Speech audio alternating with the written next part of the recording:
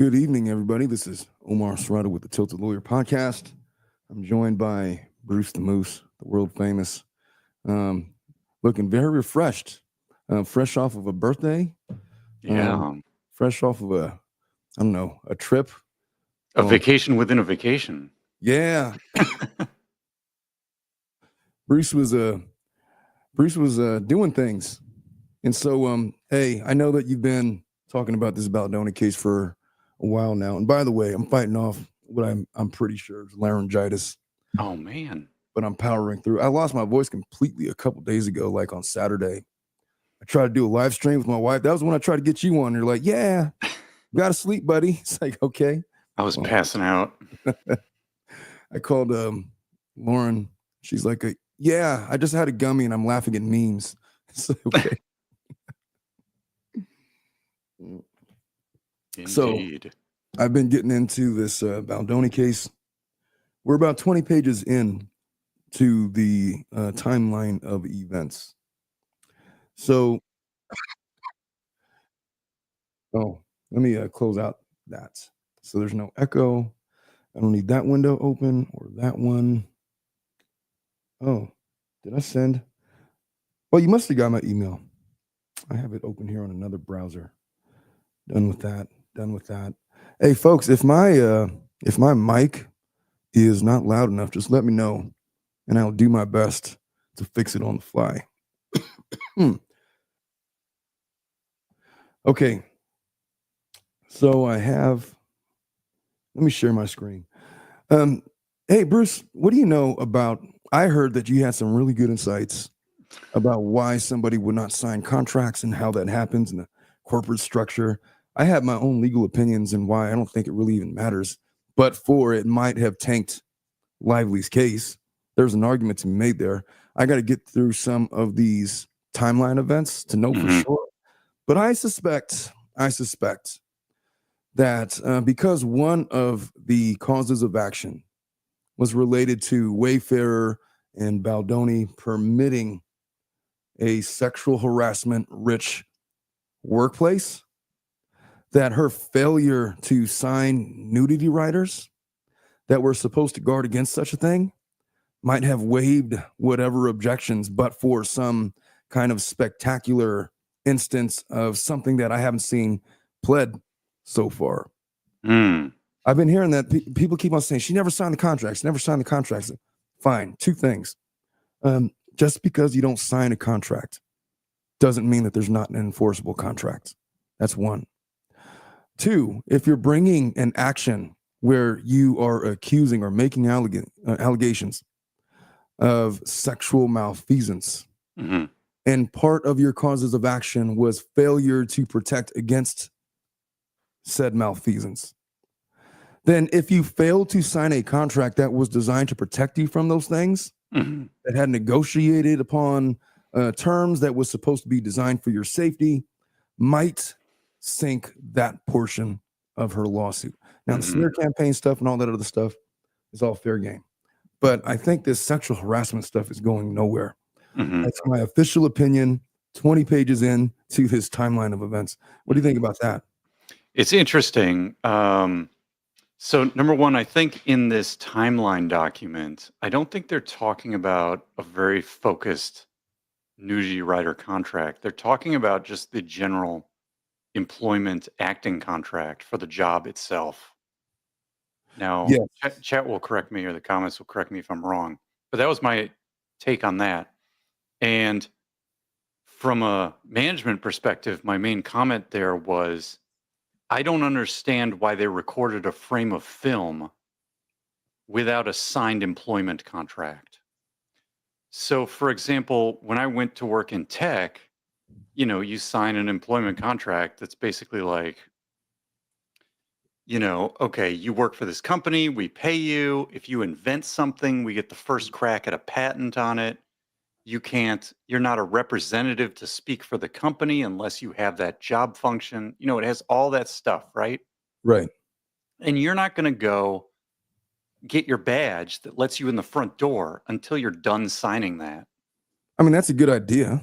That's good. So I was kind of blown away by that. Now, to your other point about the contracts, that's very interesting because let's say, you know, in the job I worked at, when people quit, or they were an intern or something, and their internship comes to an end, what you typically do is you have a contract that people sign when they leave Yeah, that is basically saying, like a separation agreement sure. that's saying, "Hey, I worked on these magic technology, A, B, C, D, E, F, G. I agree. I'm not going to go talk about what I worked on or leak information or whatever." Right. And you don't have to sign that No. to quit and get your final paycheck and all this stuff. It's optional. The problem is they'll say if you don't sign it, you're not going to be eligible to be rehired by the same company, for example. So My third thought is if they had an employment contract at the start and she never signed it, but they went ahead and just made the movie. To me, that sounds like you have some policies, but you're not willing to enforce them. And my problem is if you're running a company or you're running a production or you're a manager and you have a policy, you need to enforce it because otherwise you're going to sort of dilute it somehow. Like if you just let people get away with not following the policy, it's human nature to try and find loopholes or do the easy thing or do yeah. the simple thing and just avoid the policy. So you have to enforce whatever the repercussions of of violating the policy are. Funny enough, Bruce, I've Mhm. been saying since I've learned about this case, if it was in the contract, then why are they letting her get away with all of these things? Correct. And so to one of the points that I was making was if there was an agreement and we had these terms and she was hell bent on changing wardrobes and changing the script and changing all these things, and Mhm. every single time they're like, Doing yeah, editing. sure. Yeah. Every time that she did that, it acted as basically a counter offer to the contract. And their acquiescence to it represented in real time a modification of the contract. And if they Right. were good with it, they kept and they failed to enforce the terms and they let it go under her counter proposed terms, even if it's not in writing, that can constitute a modification of the contracts. And so there's several things happening. You still have an enforceable contract. The question is then what's the terms? So you Yeah. guys are still filming a movie. You knew good and well she didn't sign the contract and she was changing things that you didn't like. Yeah. You still kept on going. So then what contract is broken? We have to decipher between what was originally proposed versus what they were actually operating under at the time of breach. And Mhm. that's what's going to take a couple of years to litigate. And Right. that's why. So when people say, oh, she didn't sign the contract, that's the wrong question. It almost doesn't matter because even if she did sign the contract, we still have this issue about them acquiescing to her Yeah. proposal. Let me give you another example. So where I worked, there are basically what you would call corporate employees, full-time employees. And then what you can do is you can hire contract employees. So if you need somebody to do a job for 3 months, 6 months, a year, temporarily, right? Maybe you're building a building or something. You have another company, a third party company, and you hire people through them. So they're contract employees. Now, the way it works is when you're the corporate employee, you get things like the healthcare benefits, you get whatever you get, the 401k plan and all this jazz, right? Like you get employment benefits. When Right. you're a contract employee, you don't get those things. Maybe you get them through the third party company, but you Sure. get paid more. So you're giving up some perks, but you get a bigger paycheck. Higher pay. The Right. problem I've heard about is that if managers sort of legally treat these two employees the same in terms of some of these things that the contract employees aren't supposed to have, then the contract employees have this legal right to then turn around and potentially sue the company Yeah, maybe. because they've been treated like a full-time regular employee. So you have to be very careful Right. about what employees can and cannot do on the job or what perks and benefits they get on the job and things like this. Very specific about job duties and things like that. And then Right. you can't expand on those job duties. Otherwise, you have that issue that you just discussed. Yeah. So Here's this May 5th entry into the. Oh, I got to get off of this screen. I'm in the StreamYard thing. How do I? Okay. So this is the May 5th entry into Baldoni's website with his timeline of events. So Baldoni emails the intimacy coordinator his notes on sex scenes. Oh, and by the way, when we ended our part 1, we stopped on the clitoris test or the clit test, whatever that was. And we were having a lot of fun trying to figure out what that meant. But anyway, emails about to the intimacy coordinator, his notes on sex scenes. After discussing Lively's comfort level with her, Justin emphasizes that the way these are shot and what is shown will be a collaboration between Baldoni and Blank. Due to illness in Lively's family, the Vegas shoot scheduled for May 8th, 2023 was canceled. Additionally, because of production delays and strikes, none of the outlined sex scenes were filmed during the May to June window. These scenes were all postponed to phase 2 production. Fine. And here is notes regarding that. And I'm not going to get too far. That's a terrible. I haven't seen any other person with a better copy of these text messages. So we're having to deal with the fuzziness. Right. And I can't get my, damn it. I'm on my laptop here trying to get it to zoom correctly. All right. So May 8th, as production was set to begin its first day of shooting in Vegas, a member of Lively's family falls ill. Baldoni shares his prayers and wishes for their speedy recovery. Meanwhile, production is left to manage the fallout and attempt to recoup costs from the canceled shoot days. And here's the text messages documenting that. Later that day, Lively's attorney is provided with a nudity rider in which Wayfarer includes the intimacy coordinator approved nudity rider, followed by written confirmation of the approval. For clarity, providing the intimacy coordinator approved nudity rider serves as confirmation that Lively and the intimacy coordinator discussed and mutually approved the sex scenes. Notably, the sex scenes scheduled for the week of May 8th had to be rescheduled multiple times due to illness, subsequent strikes, and as a result, they were ultimately filmed in January, meaning no sex scenes were shot during phase 1. And here is proof of that. So for the May 12th, Lively and Baldoni work at her apartment, making final script changes ahead of first day of production. May 15th, Baldoni shares an encouraging message with Lively before day 1 of shooting. Lively expresses gratitude for the collaboration. And these are the text messages. Blake, well, here we are, even though I've told you a bunch of times, I will say it again. Thank you for listening to that part of you, told you to do this, film with me. Thank you for diving in here for it's a ingratiating text message. Yeah.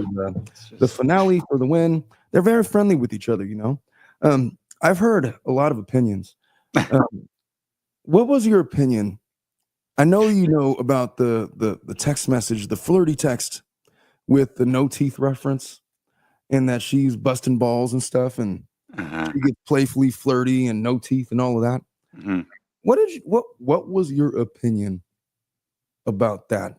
My opinion was this: out of all the sexually inappropriate pieces of evidence I've looked at so far, in like over 500 pages of pleadings, that was the closest that we've got.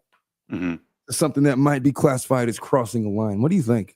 And that was written by her. By her to him, yes. Yeah. I mean, so far, I mean, obviously we could still see more, but that's where we are. I don't know. I get kind of fired up about the logistical aspects of this case. And I feel like I kind of want to rein it in a little bit. Like I get a little fired up over on Lauren's because I don't understand things like why they're doing all this work stuff on personal cell phones with text messaging instead of some sort of, you know, corporate Outlook email server on work laptops or something like that. Like I can understand if you're making a movie with your friends in your garage, you're not going to have work laptops or work phones or virtual private networks or cloud storage. You're not going to have conference rooms that you can reserve and have meetings in where you don't have to have meetings in someone's personal trailer. where they might be changing their clothes.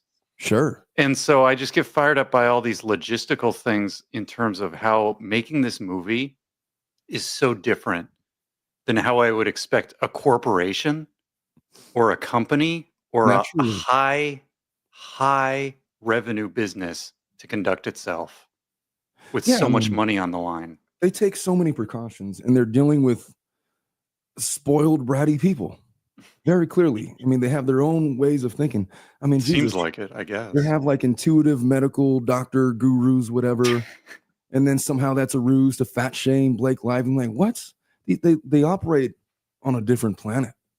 Just they have Yeah. different sensibilities, different ideas of boundaries. What I thought was notable was after that flirty text message that she sends him, he doesn't bite on that. He's like, "Oh, I'm sorry, I've been crying, bawling my eyes out because I had to say goodbye to my children for 6 weeks," and just starts talking about his family and his kids. And I wonder if she viewed that as some form of rejection Uh-huh. in that moment. What do you think about that? I mean, that does sort of strike me as like, hey, sometimes when you're in a meeting at work and like something comes up that's like a little uncomfortable or something, you'll want to divert the Yeah. conversation in a different direction, Oh, sure. or even in personal lives.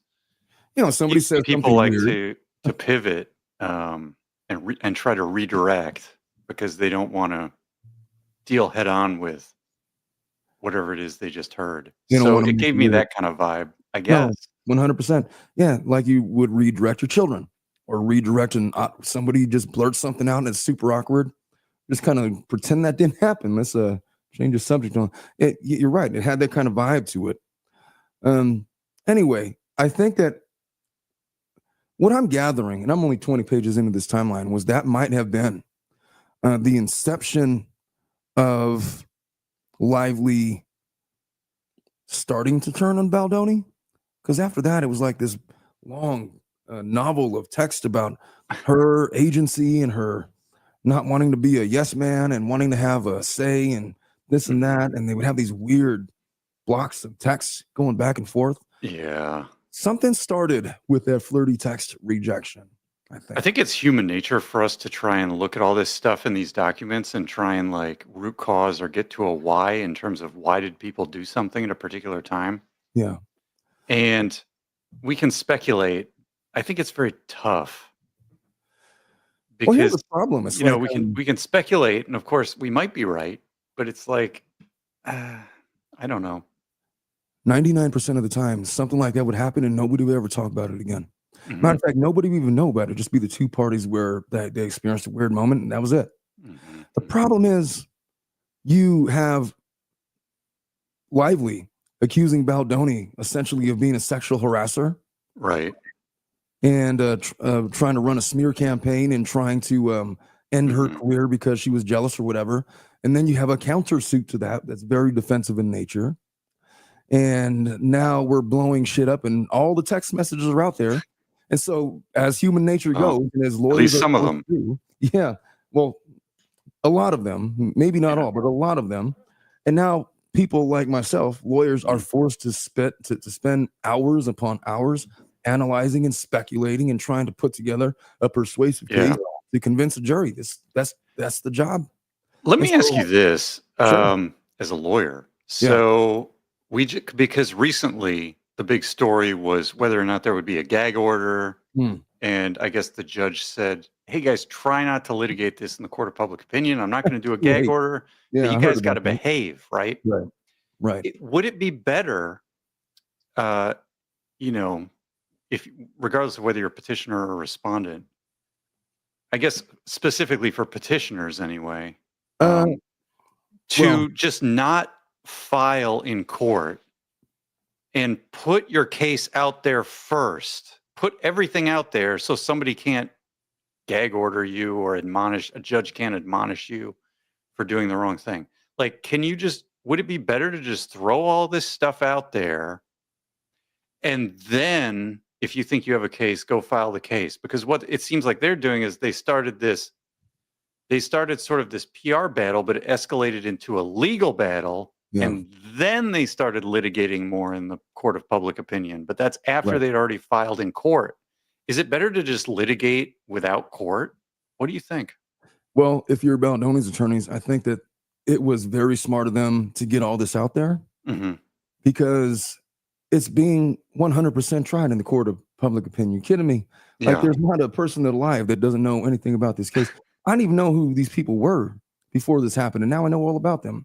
I Yeah. mean, with respect to this lawsuit, Hmm. and people have opinions that know nothing about them.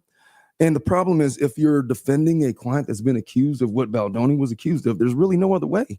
Context is everything. And so I Hmm. think the reason why they filed on Friday and dropped this website with the timeline and all was to get it in before what was they thought was probably going to be a gag order on the case. And I guess they didn't get the gag order. They just got an Hmm. admonishment to kind of dial it back. But what they did was kind of brilliant because Yeah. Because they could always say, okay, we took our website down. But it's like, by it's then, you can't put the toothpaste back in the toothpaste tube. oh, the YouTubers got it. It's already out there. You can't Yeah. tell the YouTubers to take it down. They're going to do what they No, want. no. Yeah. And so, yeah, it's gone. It's out there. But what he did was something that um, another famous case that we known about with the gingerbread. What you have been often critical of him was he is trying to run a PR campaign, but he's just like bullshitting on the internet and arguing back and forth with people. He should just drop his evidence and like walk away. That's pretty much what Baldoni's attorneys have done. They just they gave like a couple of minute interview to TMZ, and they Mhm. said short and sweet things, about Blake Lively is dead in the water, as far as I know. And look, we're going to sue her, and there's going to be things. And then he drops this timeline, and it's like 168 pages of text messages and exhibits that seem to demonstrate that Blake Lively might be a freaking liar. Maybe. I got criticized by at least a couple, not a lot, this was too one-sided for Baldoni. Look, the very first time I covered this case, I only read Blake Lively's lawsuit, and I didn't know who to believe. So I just read it, and I took it for her word.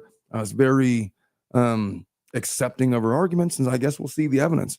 When Mhm. Baldoni came out with his cross complaint, I was critical with the way that it was written Mhm. because he Mhm. sounded overly defensive, and he was like a lot of moral high ground and a lot of Right.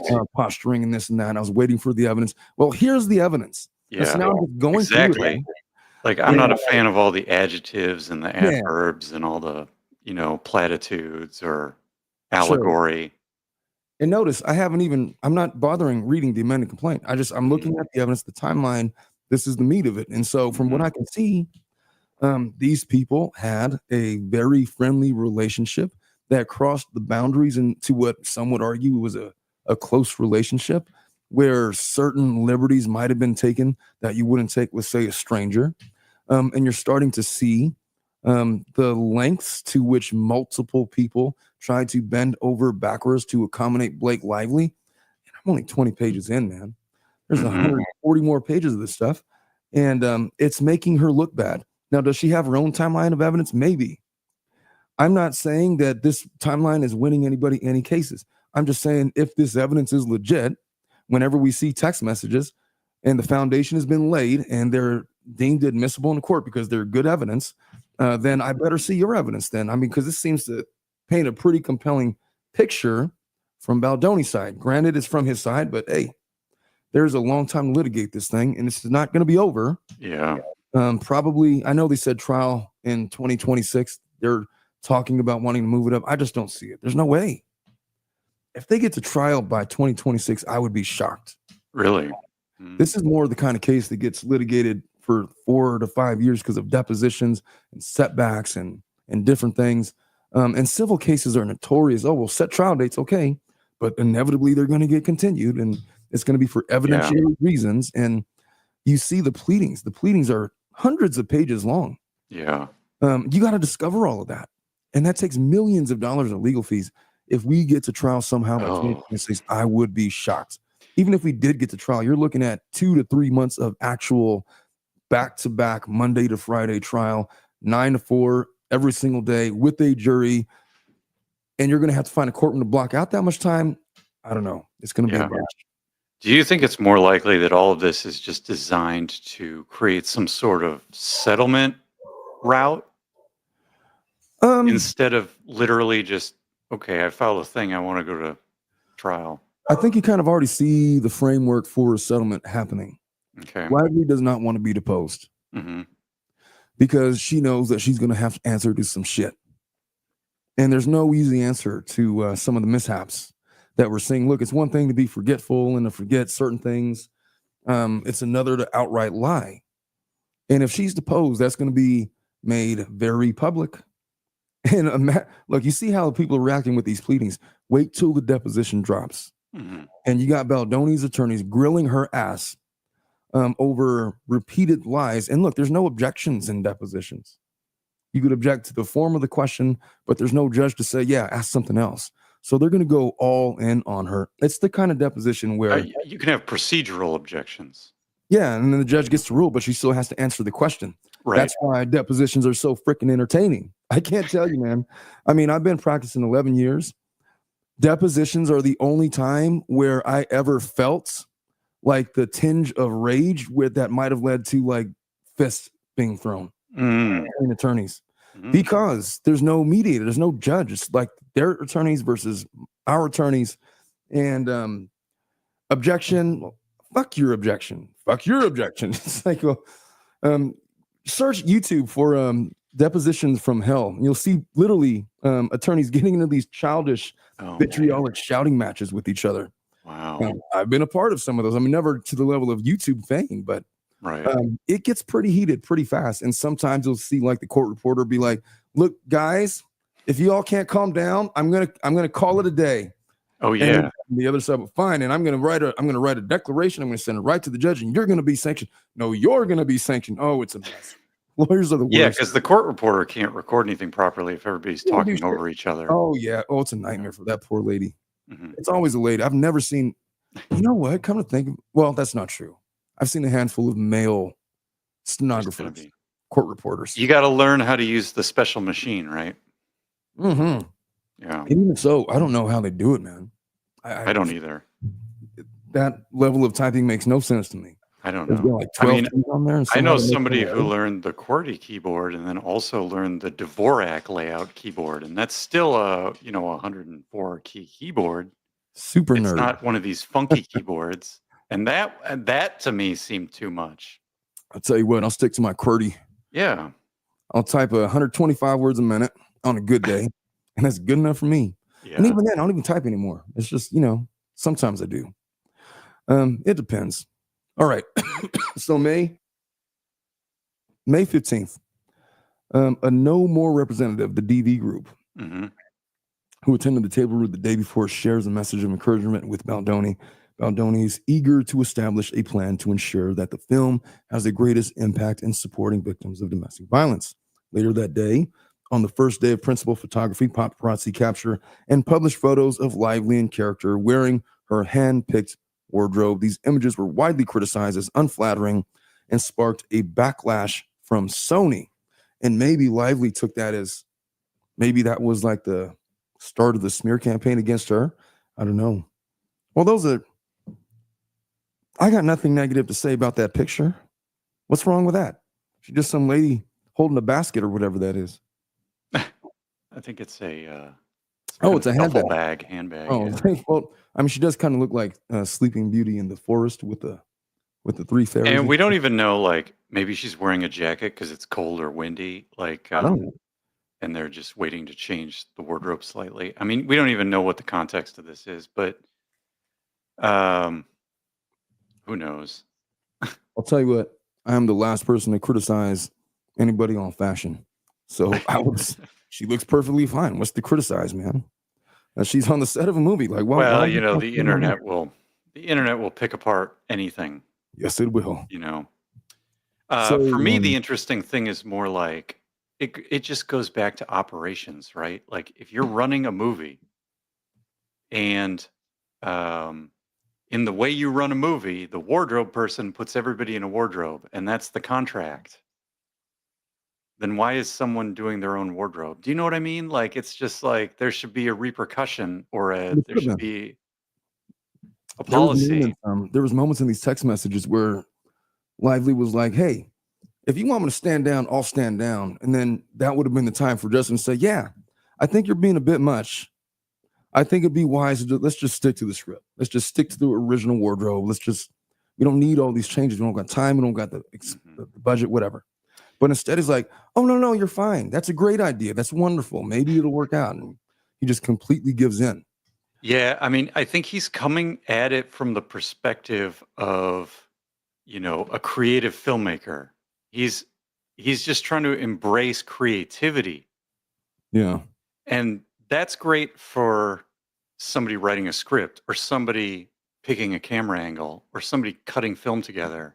Sure. That is not great for the person who has to sit there and say, a production manager, how are we going to make this movie? Who's going to show up? Where are they going to be?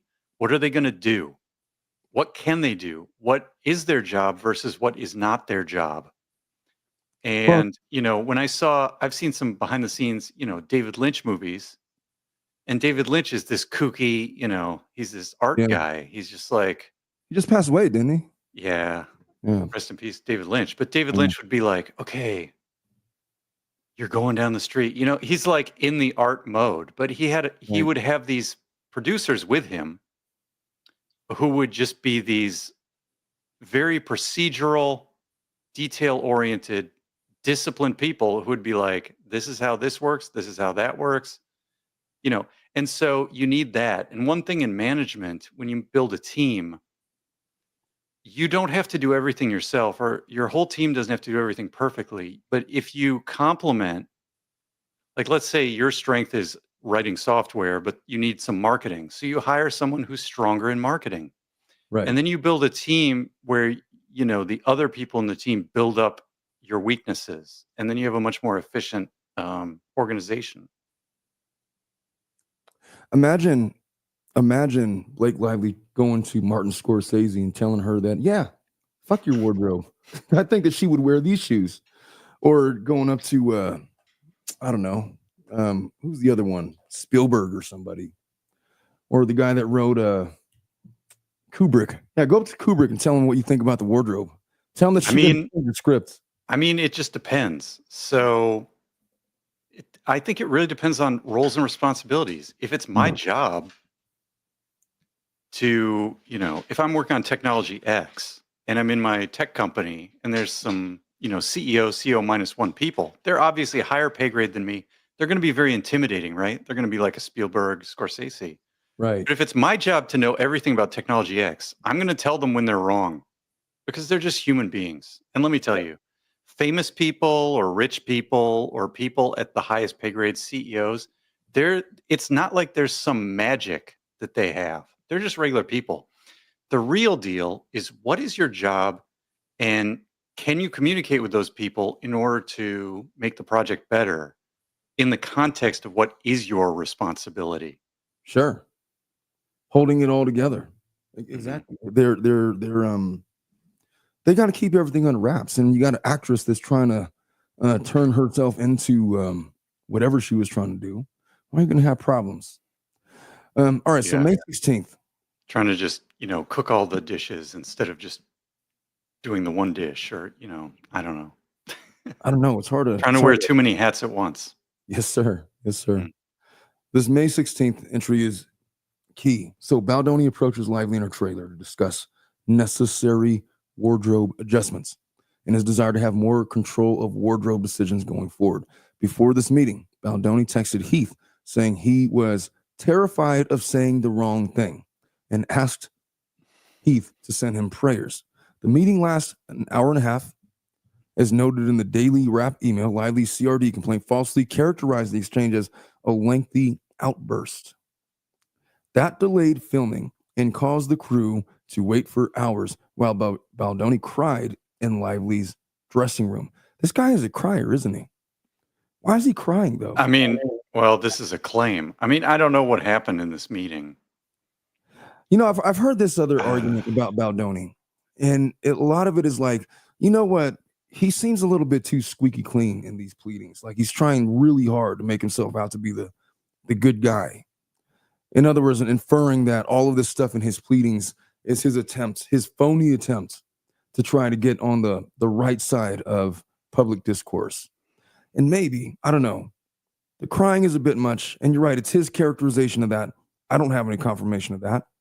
Mhm. But there is something maybe there's something to that argument that in these pleadings he appears to be like a literal saint. He's devoted husband and father, and he drinks Well, his milk, and he goes home every day and plays with his kids. And when they're gone, he's like crying in his room, waiting for them to come home dutifully. He has no whatever to himself. He has no vices, anything. I mean, this was And written by him and his lawyers, right? I mean, he's not I gonna sit mean, there and be like, in the "Here's all best the mistakes possible, I've made in life sure, where which I is felt why like we a need the terrible caption. person." I mean, I don't know. These are based on real text messages. I mean, unless these are fake, I have no reason to think that they're not. I guess we'll see. Well, I in think that paragraph, they were quoting the original complaint, right. So that which was I Val Lively's yeah. characterization. So I assume these quotes are directly from her complaint, which are claims. Sure. And this is the beauty of what Baldoni's lawyers are doing. They're Mhm, basically tearing apart her complaint with evidence, mhm. and they're doing it in a very public way. They got a literal website out there. You Yeah. think they don't know what they're doing? They are tainting every jury pool in America with this website. Oh, boy.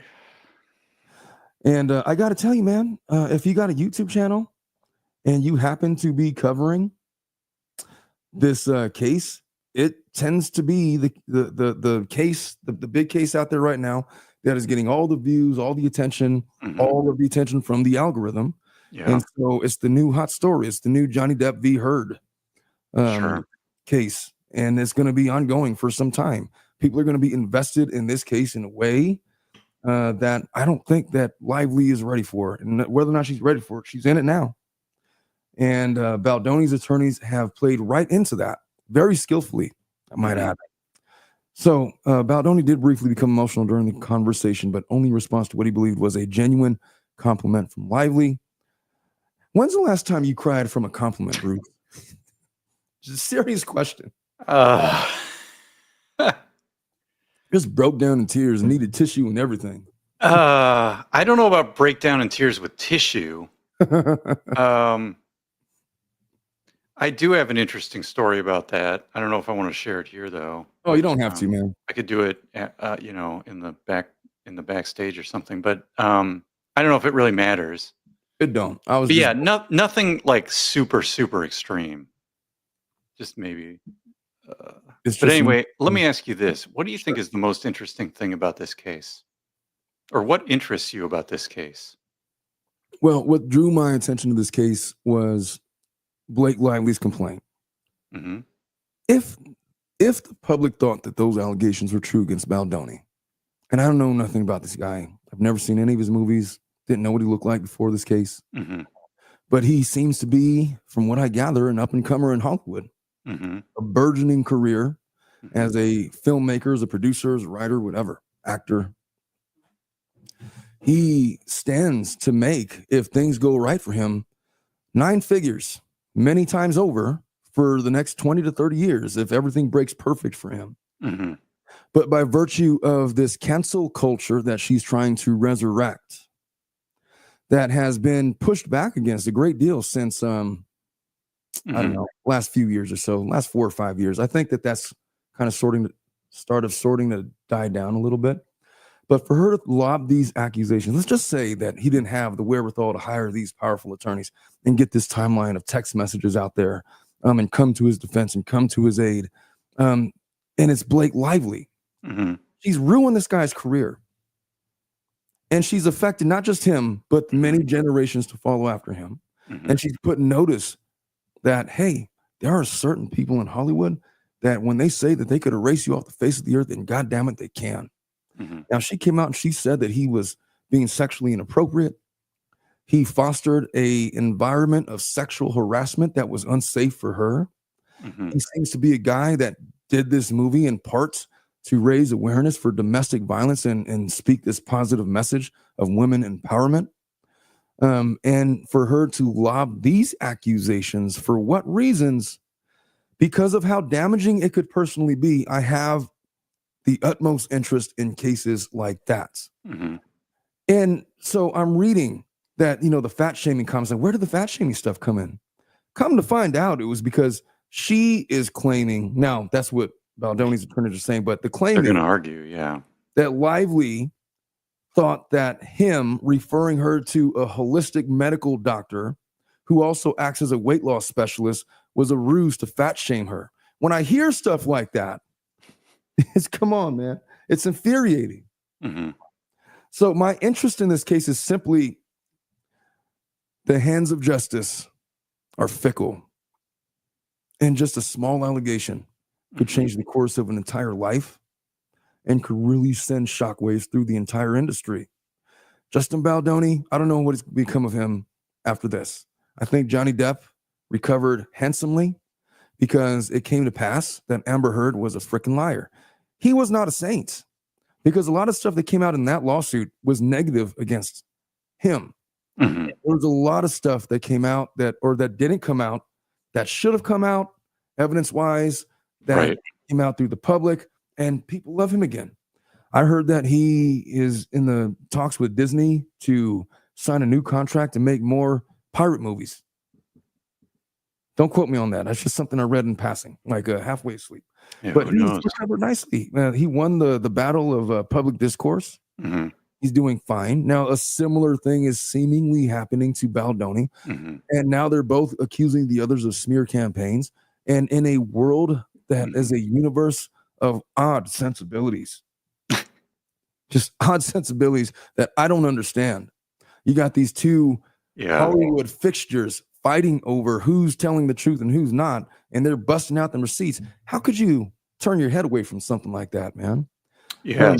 So basically, it's sort of this confluence or this intersection between PR and the actual legal system. Yes. Yeah. And what does it all mean And more in importantly, terms of high-profile cases? And also for me personally, I defend these cases. I represent people that are accused of all kinds of bad things.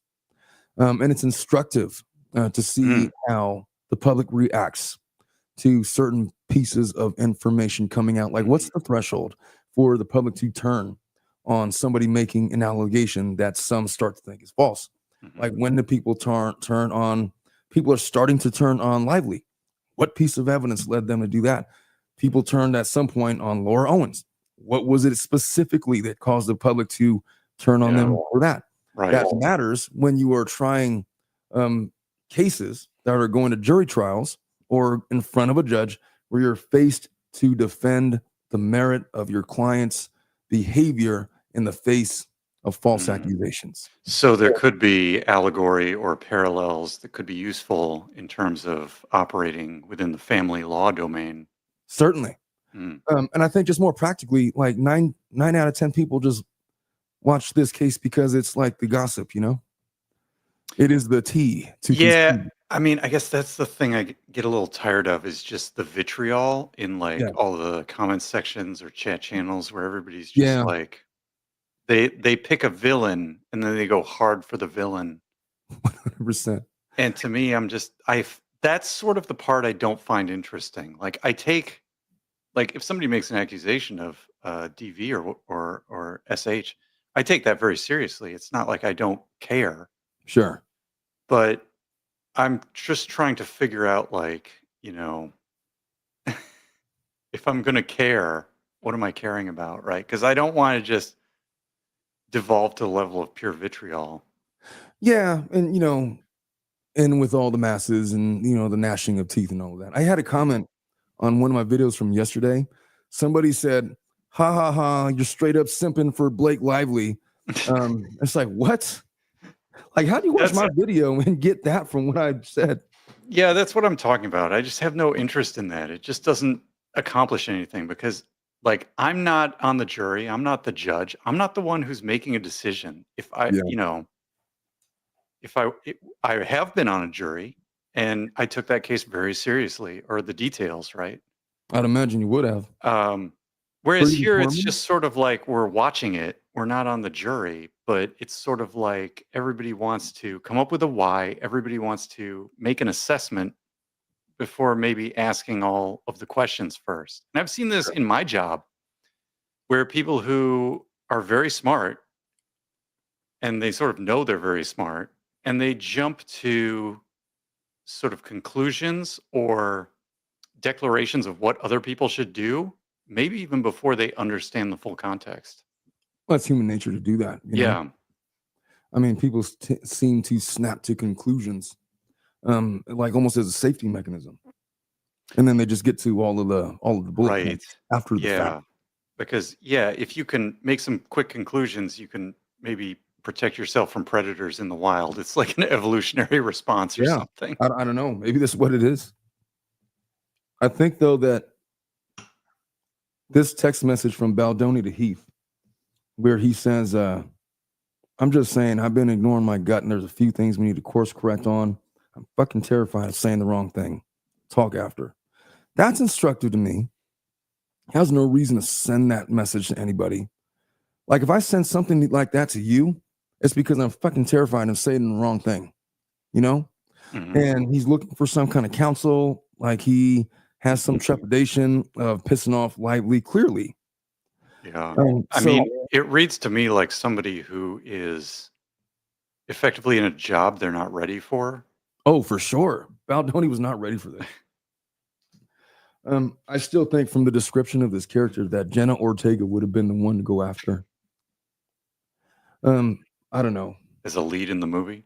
As the part that Lively plays, like, why her? Well, I think the author of the book had a lot of say in the Yeah, casting, is what I saw in the comments earlier. I've learned that, but even so, why though? Of all of the actresses that could have pulled off that role, there's just so many. Like, there's like 50 of Blake Lively's running around. I don't understand. I don't. I mean, granted, I don't know who she is. I mean, maybe they thought it would go smoother. Maybe they thought that she was a big name that was going to generate more. I mean, money you're to the trying to studio. cast this movie in hindsight, and hindsight is very 2020, right? Like, Well, that's all I could do. Nobody's yeah, asking my opinion other than hindsight.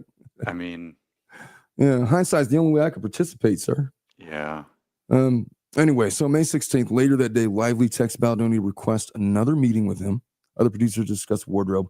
Baldoni agrees. After shooting wraps, producer, Sony executive Heath and Baldoni approach Lively's makeup trailer. Heath knocks on the door, is invited in. Present in the room are Lively's nanny, makeup artist, and assistant, while Lively is having body makeup removed. She wasn't topless, as she claimed in her complaint. She was either nursing or pumping while fully covered, and that's the thing. I mean, I don't know. I've been around women that pump all the time. My wife, for one. It's not that hard for her to like. Well, she would usually go in another room, but if she had to be some public place, she has like one of those towels with those covers or whatever. It wouldn't make sense for her to just be all full on breast out, and you know what I mean? Yeah, I guess they have more advanced equipment now and clothing and outfits where you can, Yeah. I think the Reality Steve podcast with Rachel Juarez, they talked about that a little bit. And who Um, knows? I mean, I've seen it. I've seen my wife Mhm. having to pump like in the middle of Yeah. a party. Oh, well, I got the little drape, the little towel drape or whatever, and she just has at it, I guess. Mhm. Mhm. So all these people are present in the room. Measure of protection. Lively asks Heath to face the wall while they determine a time to meet with other producers who are standing just outside the door. Weeks later, on June 1, 23, Lively accuses Heath of making eye contact with her while she had asked him to face the wall. That's obnoxious. I don't remember seeing that in her complaints. And so I'm judging this off of the language from Baldoni's attorneys. But if that's true, that's obnoxious. While Heath does not remember doing so, sincerely apologizes if he made momentary eye contact with Lively while conversing, acknowledging that it was possible he may have out of habits. Lively stated that she didn't think he was trying to cop a look, and they moved on. Heath pleads with Lively to consider having the meeting the next morning to avoid her getting home too late and losing shoot time the following day. The conversation in Lively's makeup trailer lasts only a couple of minutes, and they agree to meet with the rest of the producers in her personal trailer. 10 minutes later, they meet and discuss the wardrobe at length. Any suggestion that he stared at her inappropriately is not only blatantly false, but also difficult to believe, especially in such a setting. Exactly. You're just going to like stare like, what's that movie? The Vegas movie with Galifianakis, Zach Galifianakis. Oh, Hangover? Or? Hangover, the first movie when Heather Graham is breastfeeding, just like whips it out and just starts breastfeeding the kid in that scene. And then Galifianakis is like,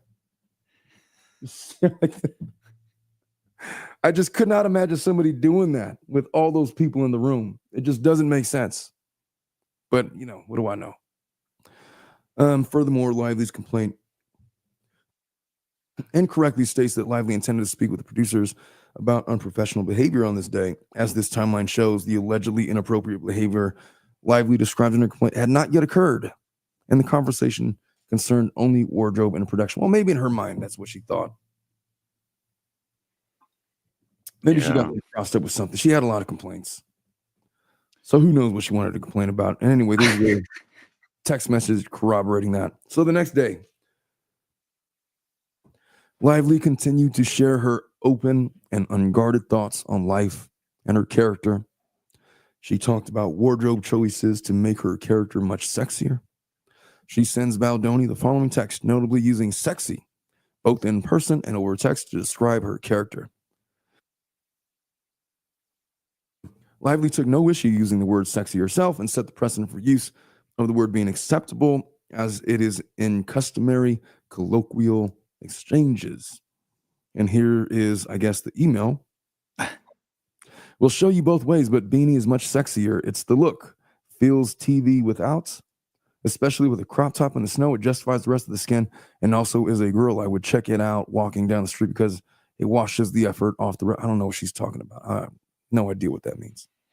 It's called fashion, Omar. Well, I got the point. They use the word sexy and set a precedent. All right.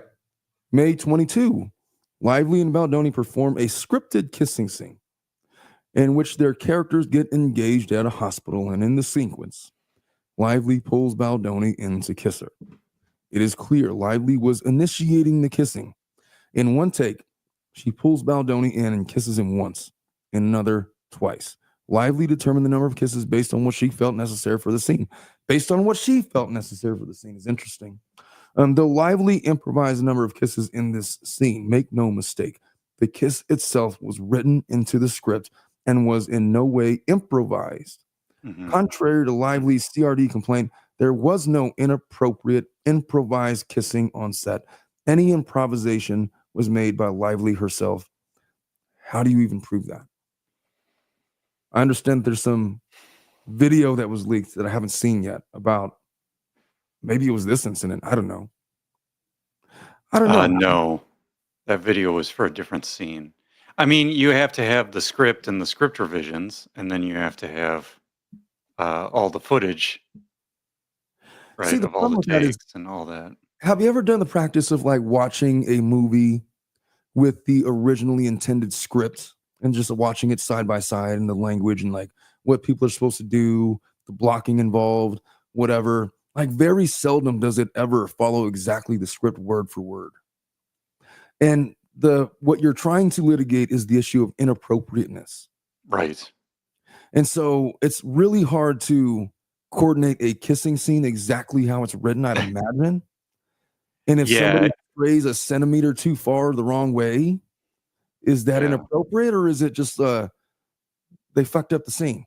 Yeah, you can't really litigate improv. I mean, so the problem to me would be if you want to say something was inappropriate, you have to have the definition of appropriate defined beforehand.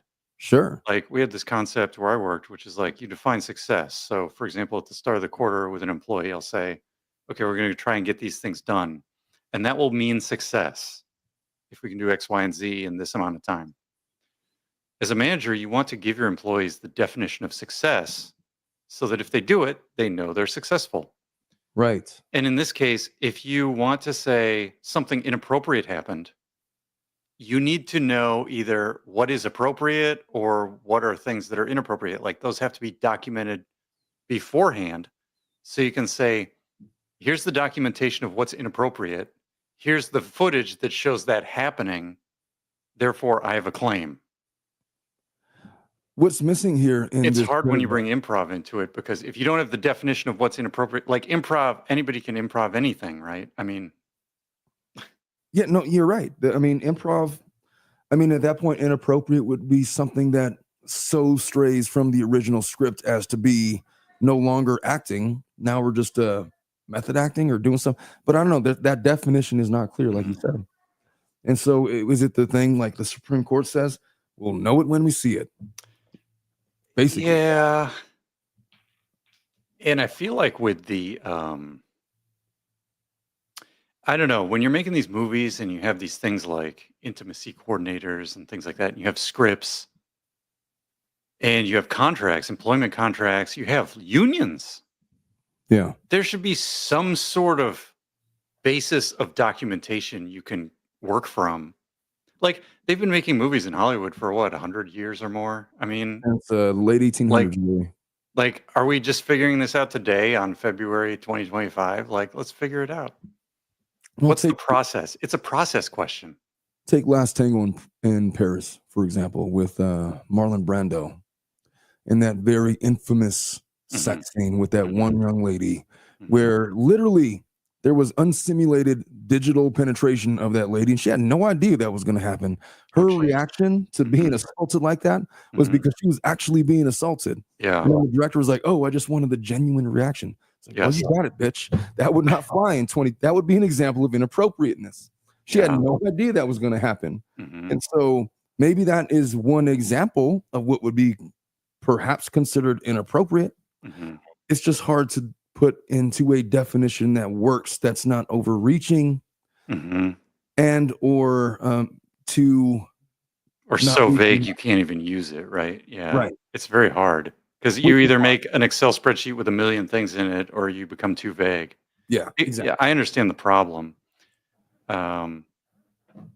So this note is instructive. So there's no intimacy coordinator present that day, as is standard when two professional actors with over 3 decades of combined working experience perform a scene in which only kissing is involved and no other intimacy, nudity, or simulated is required. Furthermore, during preparations, Lively and her attorneys did not indicate in her nudity rider that she wanted a coordinator present for scenes involving only kissing. Instead, in line with industry practice, focused solely on bringing one on for the simulated sex and nudity. I wonder if they recorded it, though.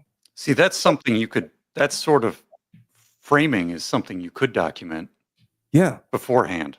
it should have been recorded. If they're going to be doing that, I should see your And point. yeah, that's the kind of management oversight I'm talking about. Or even just having a conference room instead of Yeah. just going to someone's dressing room trailer. Like, Yeah. and the other thing, like Alex is saying, like, corporate America is where creativity goes to die. But like, I've worked with plenty of people in the tech industry who are very, very creative. Maybe more creative than some people I've worked with in, high school theater and things like that. Yeah. So I don't know. It doesn't have to be an all or nothing type of thing. You can have a lot of like I said, David Lynch had people with him working who are very, very structured and very, very organized. And he still got to make his weird, wacky movies. For sure. I just think in the interest of the climate that we're living in, we're recommending a health trainer or doctor or weight loss doctor as a ruse for fat shaming. When we're dealing with those sensibilities, maybe it would be in the best interest of everybody to just have a third person in the room at all times and have everything recorded. I don't know. No wayward visits into somebody else's trailer. Right. Yeah. Don't be alone for any reason. Would be a real good idea. And so here is the script. This is what they're supposed to do. You've lost your mind. She stops herself, realizing, and bends down, kissing his face all over. All right.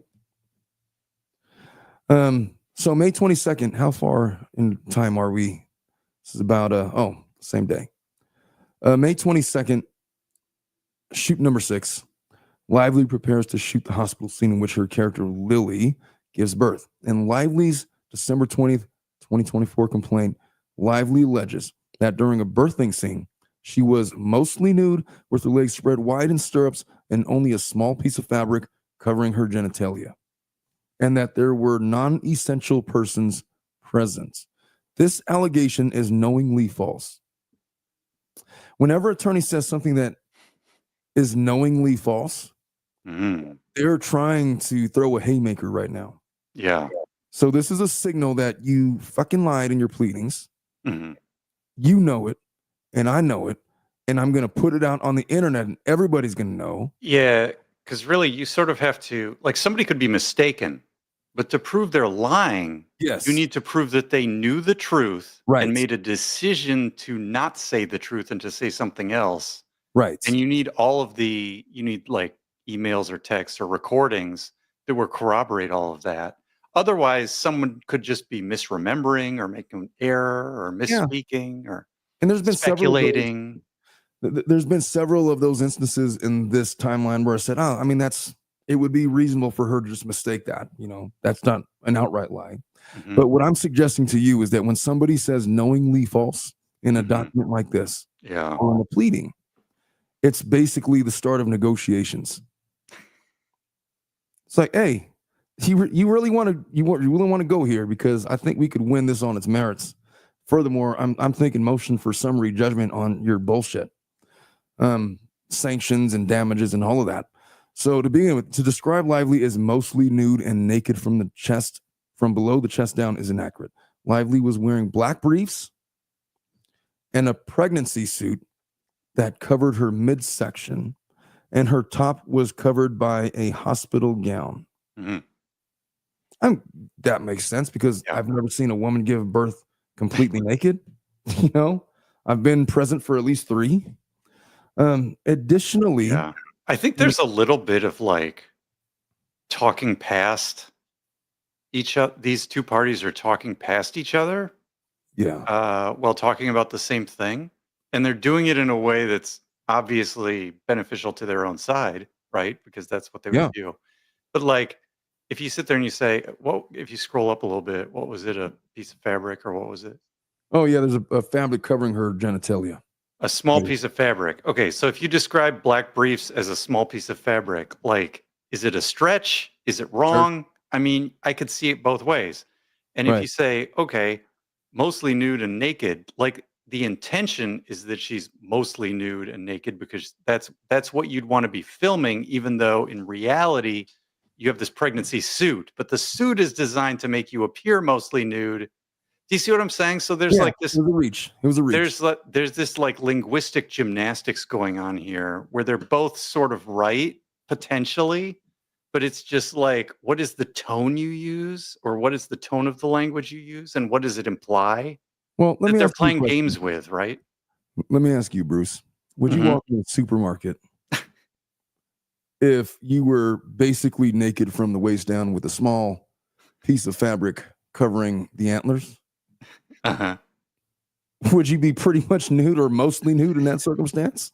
I think that I would describe I myself guess. that way. Yeah. I mean, I could be naked from the waist down right now. I'm not, but if I was, I would say that I'm pretty much nude. Hmm. So it's not. Yeah, you're right. It was an overreach. The knowingly false. I wouldn't call it that. Yeah. And I mean, obviously in this document, they get more specific, which I like, right? They say, okay, these are black briefs. Now we Yeah, don't know what brand or style or like, in a but this pregnancy is the suit, way like the it's a article. little more specific at least. Right. They're not just making up shit. It's a matter of interpretation, really. Honestly. Yeah, it's just they're using this subjective language Yeah. So and they could be doing it to create like someone in chat says, they could be doing it to lie on purpose and get their way, right?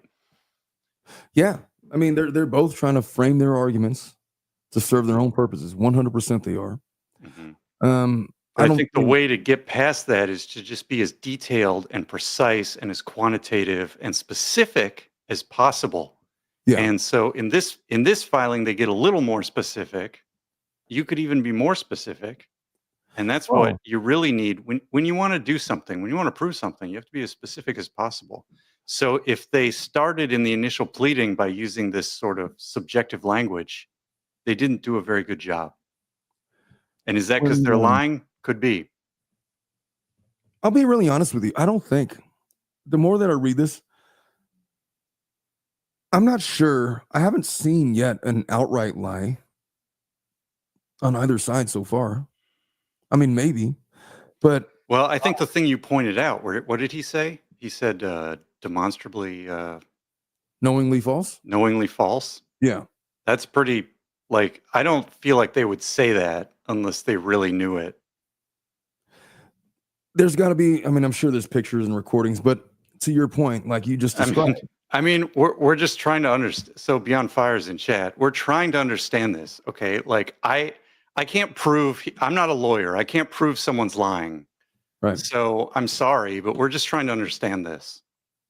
I can tell you what, it's plausibly deniable for a juror to accept the premise that when somebody says mostly nude with her legs spread wide in stirrups and only a small piece of fabric covering her genitalia, Mhm. that sort of fits the description of somebody in a pregnancy suit and a gown, naked from the waist down, with black briefs covering her vag Mhm. or whatever. Both of those descriptions could sort of kind of work. I don't know. I just haven't seen the knowingly false part yet, is all. Mhm. Both of those sides are arguable. Well, I mean, I'm sure we'll see more Right. as time goes by here. So, additionally, in light of this complaint, she stated she was alarmed that Baldoni had hired his best friend as the OBGYN. The actor portraying the obstetrician is an award-winning Shakespearean, who gives a shit, from UCLA. In addition to appearing on numerous hit television shows, he has toured nationally with a Tony. He's an accomplished actor. His engagement was no different than the engagement of Lively's sister. All right. So, lastly, in Lively's complaint, she states that the set was crowded, chaotic, and utterly lacking in standard industry protections for filming nude scenes. For one, Lively was not nude, nor did the set diverge from industry standards. Further, closed set protocols were followed every day on set. This is where this lawsuit gets really frustrating, Mm. because knowing what I know about Blake Lively now and just seeing the way that she complains about every little thing and how she interprets every small thing as against her or negative, it's hard to understand what she would consider appropriate industry standards.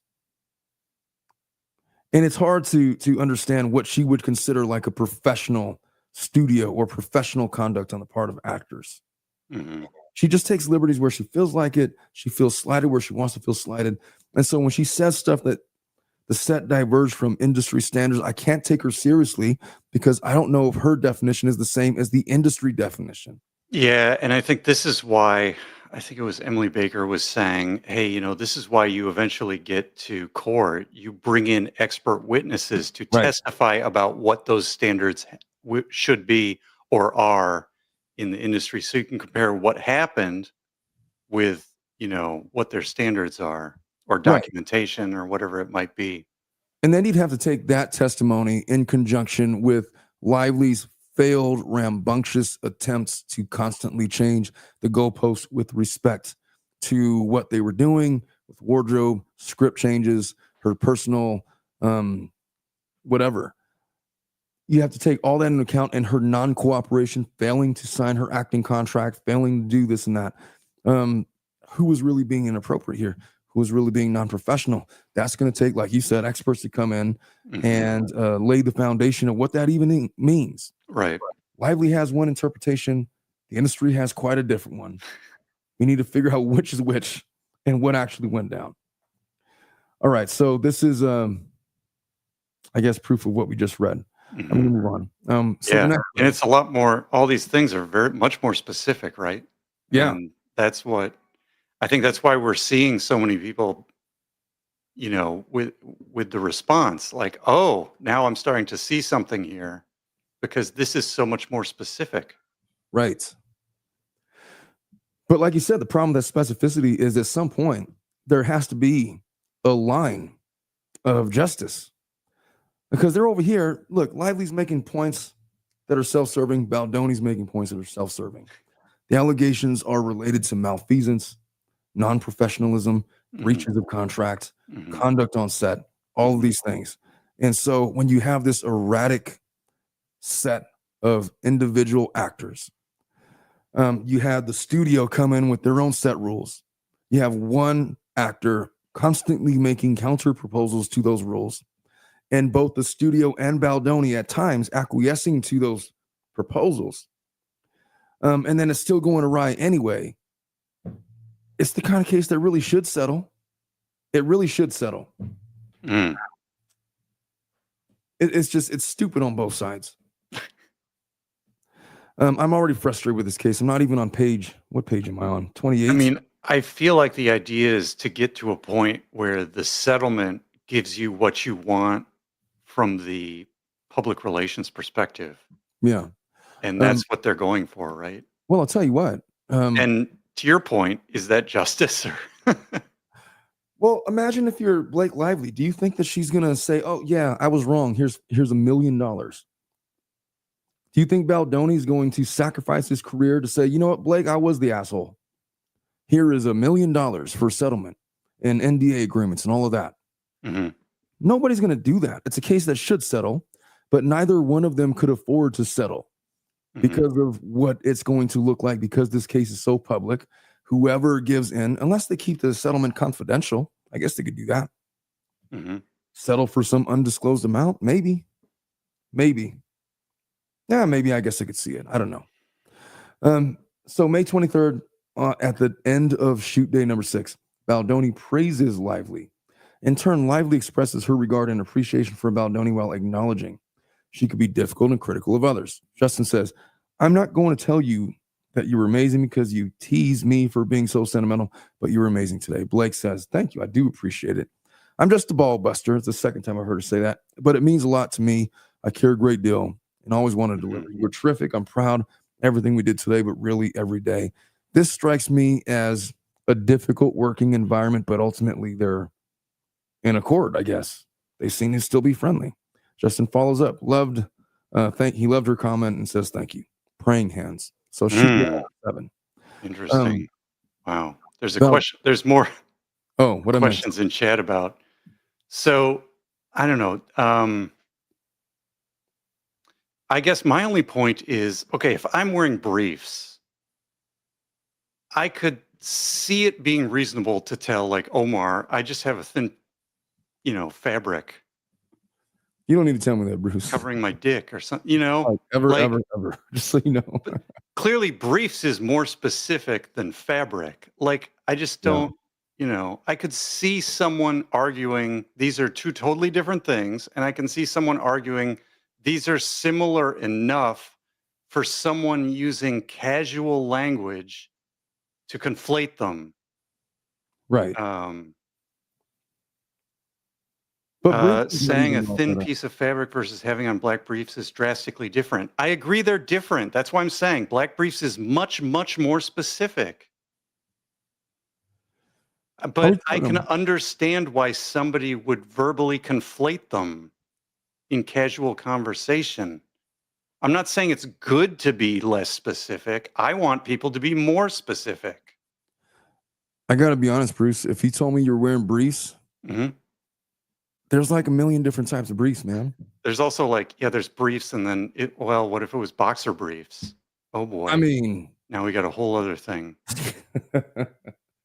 I'm just saying, ladies' underwear is different from men's underwear. When a woman says briefs, I'm assuming she don't mean boxer briefs. Mhm. I'm assuming that, but I also don't know.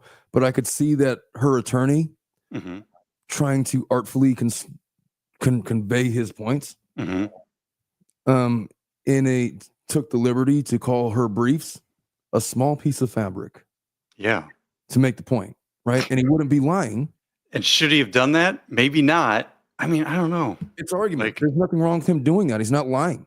You know, I could look. A G-string could be defined as a small piece of fabric mhm. with a string that goes up your rear, and then a small thing to whatever.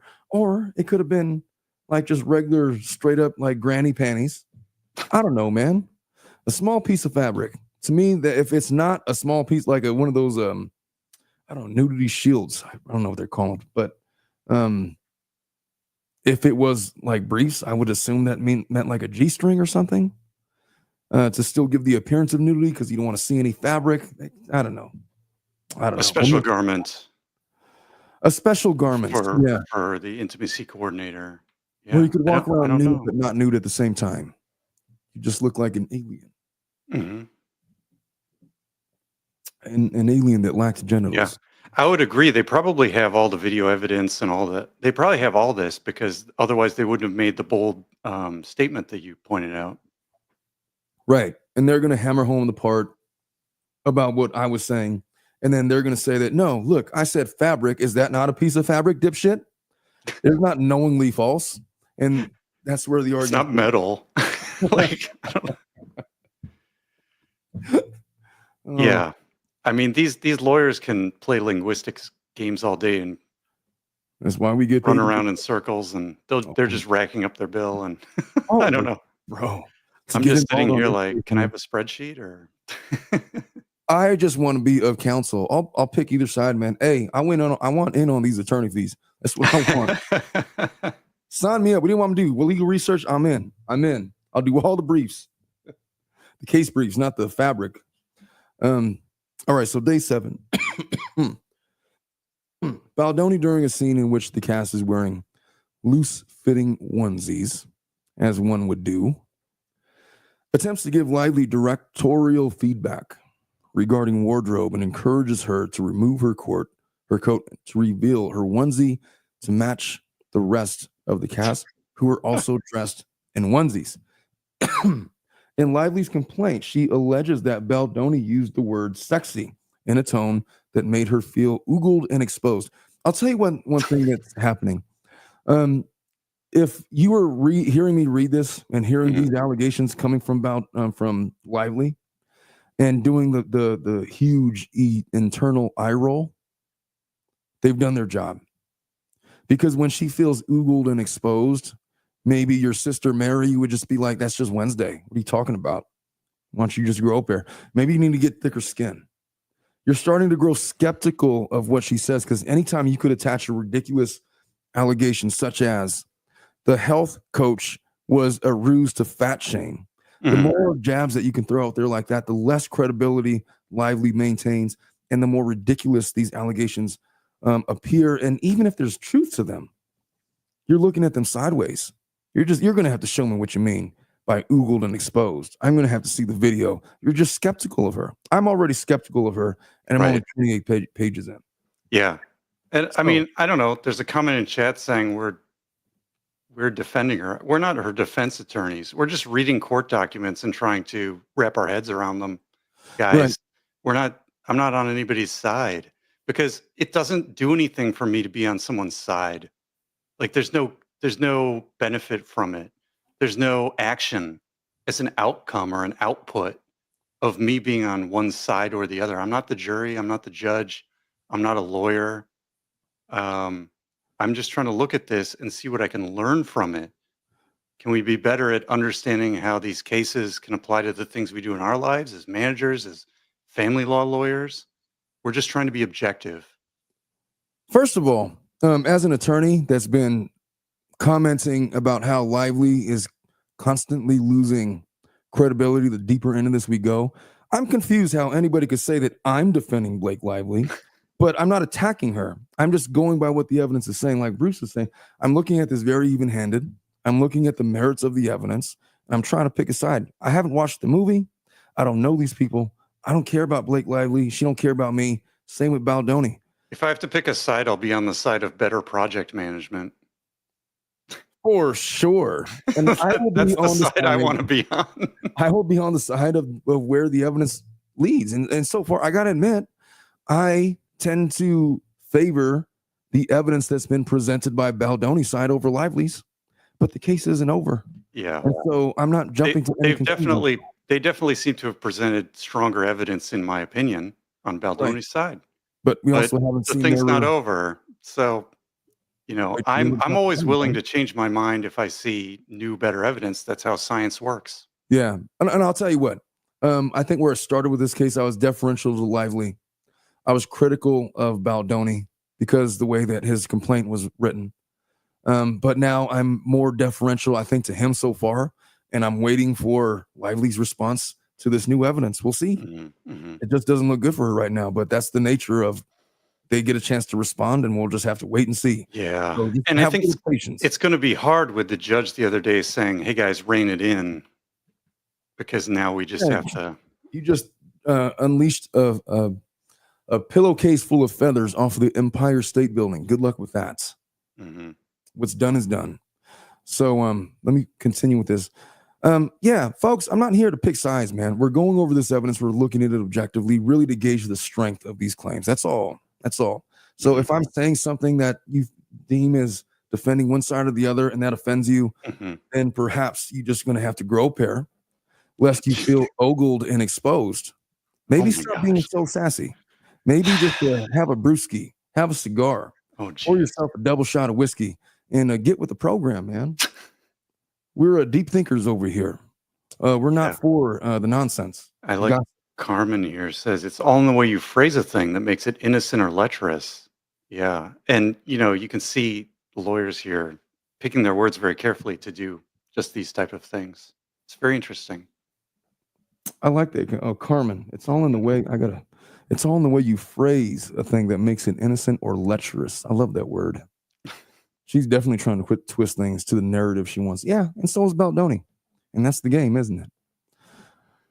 Oh, I got well, I'm in trial. I was in trial recently, and I was telling the other attorney, me and her trying to meet and confer and trying to settle the case. We couldn't agree on a single issue.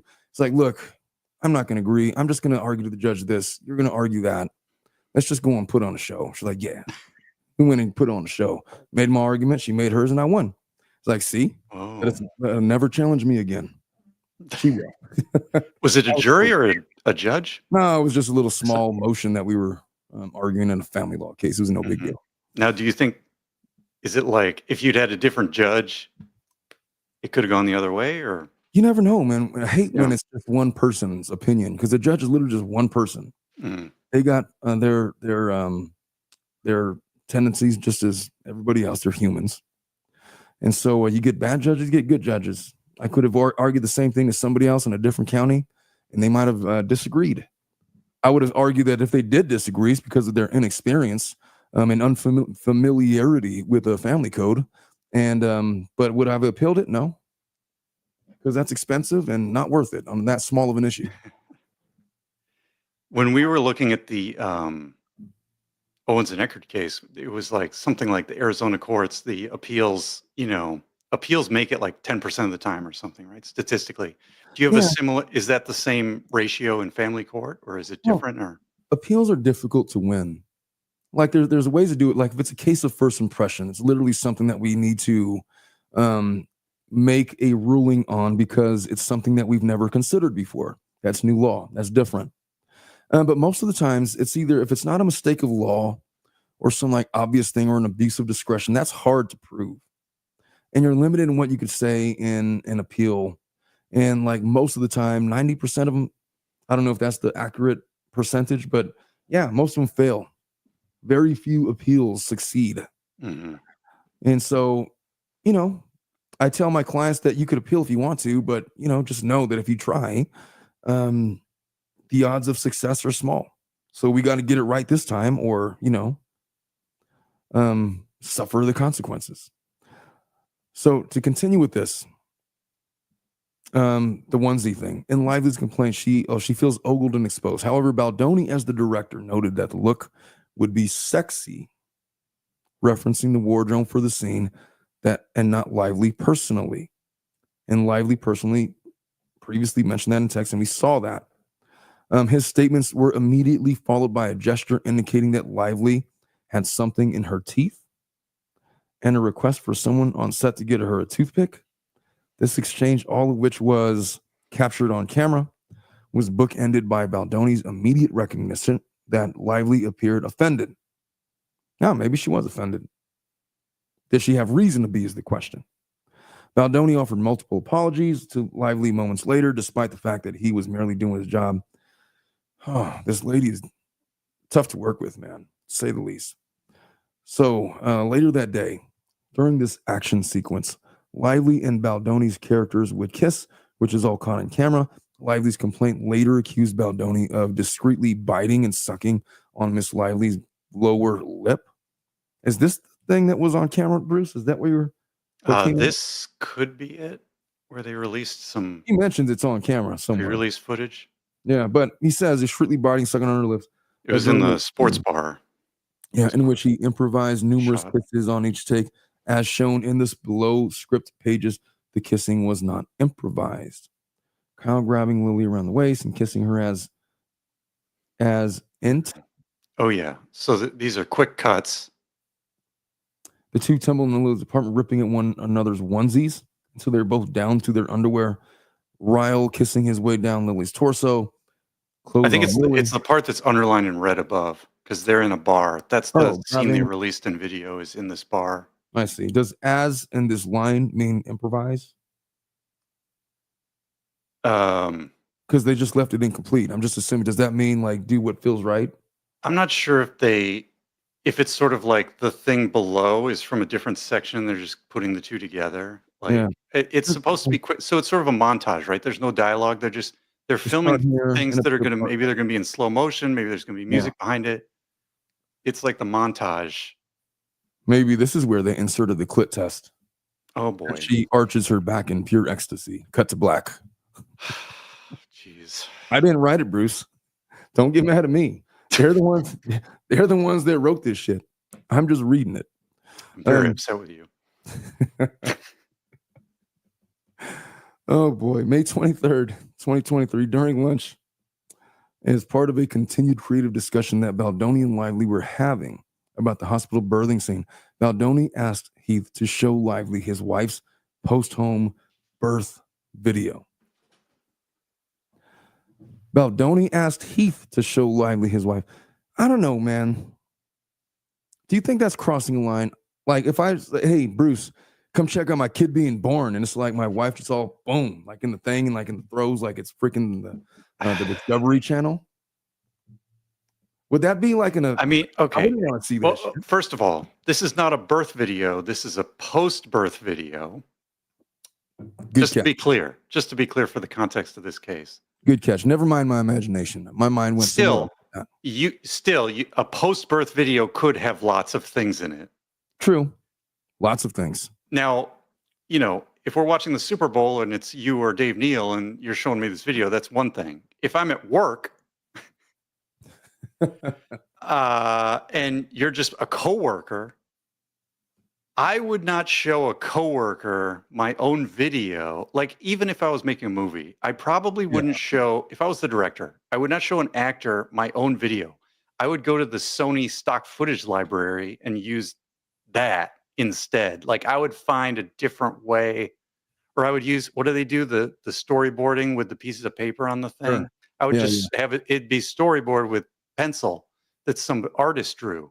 Sure. I would not show my own video. I think that's too much. But that's just my opinion. Well, I don't know. I don't know if it's crossing a line. Post-home birth video. Yeah. She stated I mean, I wouldn't do it. Do I think it's a horrific crime against humanity? Not really, but I wouldn't do it either. Like, I don't. The question is whether it's inappropriate, such that it's unprofessional, such that it amounts to sexual misconduct, somehow harassing behavior. I think if you ask 100 people, you'll get a couple different answers. Sure. Maybe. Well, stating that Heath that Lively had not seen one and was presumably interested in watching, Baldoni himself had not seen the video prior and felt it was demonstrative of the spirit of his vision for the birthing scene. Heath agreed to share this deeply personal video and approached Lively. With the video in hand, he proceeded to show her 1 second of it before Lively asked if Heath had permission to share the video, to which Heath confirmed that he did. Lively stated she would like to see the video, but asked to watch it after finishing her lunch. Fair, because she don't know what's going to be on that video. Heath did not press the matter and moved on. And Lively never did see the video beyond the 1 second clip shown to her. I wonder what was in that 1 second, man. I wonder if it was closer to my... I think there's a screenshot down below here. Now, of course, they may have handpicked the screenshot, but I mean... Yeah, I don't think I'd want to see that during lunch, Like the afterbirth, like they're in all the... No, fuck all of that, dude. I could see where that would be kind of disgusting. I'm assuming that's what afterbirth means. She just had the kid, and she's sitting there laying in her placenta. And the afterbirth. In some ways, Bruce, it's more horrific than my imagination. When you're like, no, that's What? not what post-birth means. It post-birth means it's after the, yeah, maybe that could have been all innocent, but when they're literally sitting in the afterbirth, both fully Well, nude, it's a pool. it's a tub full of afterbirth, man. That's not just a pool. It's not just like, it's not a Boy. bubble bath, is all I'm saying. Yeah, but I mean, that's reality. Like, babies are born and things happen, Omar. I wouldn't get offended by I it. don't know mean, if you. I know you're the kind of guy you wait outside with the nice leather couch and you're smoking a cigar while the baby's in there with all the doctors and nurses being No, born. man. But like, I was there for all three of mine. All three. It was disgusting, but you know what? I got to pull through, man. I can't miss this. I got to say, I can't be that guy. yeah, very good. But I wouldn't be a part of somebody else. And I fuck that, man. That's your kid. You go get in there. I mean, yeah, it kind of depends on. I think the more interesting thing that chat was saying, if you go up, I think in the original complaint, right, they called this porn. This was called porn. And it's, yeah. See, the attempt to transform this benign event into an actual sexual misconduct to characterize a photo with a newborn baby as pornography is perverse. And it's clearly not porn. Yeah. I'm only making this very fine point that if I was directing a movie and we were going to do a scene just like this, I would just use a storyboard or a stock footage video, not my own personal video. And that's just my thing. I'm not defending anyone. I'm just saying that's my take. And it's clearly not porn. And she said it was porn. And I think that's kind of, I don't understand how she justifies that. Video of a fully nude woman with her legs spread apart. They're not spread apart like that, man. They're just, I don't know, but they're not spread. They're not like in the way that I would imagine when someone says spread apart. Well, we don't know what 1 second of the video she saw. We don't know what still this is from the video. I mean, well, I guess we'll have to. There's a lot of details here that And you we're would not gonna want know. when you're litigating this in court, right? You're not going to know the specific second that they stopped on. And so, to that regard, you'd have to play the entire video in court. Someone said she did not say it was porn. I don't know. At least that's what this. Well, they're saying that Lively later likened clip to pornography. And I remember in her original complaint, she did liken something like this to pornography. So now we got to litigate the word likened. I know. This is tough, guys. Yeah, you compared this little clip to porn. But again, this is a lady with very sensitive sensibilities. And you got to take what she perceives to be a thing with a grain of salt because of the way that she's forced us to. Well, that's another question. If you have all these sensibilities, should you be making this movie? Well, there's that, but there's more practically in law. They have, what the reasonable person standard. Would a reasonable person conclude that this 1 second clip would be akin to pornography? Taking into account there's outliers to everything, would the vast majority of reasonable persons define this as porn? That's kind of the measure when we're figuring out what's appropriate or not. What a reasonable person would think. Who is the reasonable person? Somebody that would work on a movie set, similarly situated, age range, similar people. So if Lively is an outlier with respect to her sensibilities, she is not a reasonable person, and therefore her opinions of things just might be thrown out. And in many ways, that's what this timeline is seeking to do, is to destroy her personal sensibilities as outliers that do not mold with what a reasonable person's sensibilities would be. To try and find alignment with the reasonable person standard. Yeah, and that's how they're attacking her in this case. That's how they plan on winning this at trial. So we'll see what Lively's retort is, but she's got a lot to answer for. So that evening, Baldoni and Lively's characters filmed a romance montage, slow dancing at a bar, completely in their own world. The complete footage of this scene was released to the general public on January 21st, 2025. Have you seen the movie yet, Bruce? That is a no. Neither have I. So I started watching the movie, and it was rough to get through. When Justin comes in, they're on this rooftop, and she's sitting on there's a ledge of the roof. Yeah. And she's like sitting there, and he's like, "Hey, maybe don't sit on the ledge of the roof." And it's like, and then she says no, or like, and I'm just like, I can't deal with people sitting on the ledge of the roof, so I just stopped watching. Oh, Maybe I'll give it another try. maybe we need to talk about Maybe boosted it's just the mood I was in. I personality. was just like, I can't sit here while people are like having a conversation, but they're on this roof and they On could the just ledge fall of the off the roof. roof. No, Like, I don't like it. I'm afraid of heights, man. I can't do that shit. You know, I went to the mountains with my wife, and we went on this little ski lift thing. Hmm. And bro, I'm terrified of heights, man. So I'm sitting there, do not fucking move, man. Like, you know how the thing rocks. Oh, dude, I've done a ski lift before, and yeah, I feel like as long as I have something to hold on to, That was the thing. I can There be was okay. something to hold on to.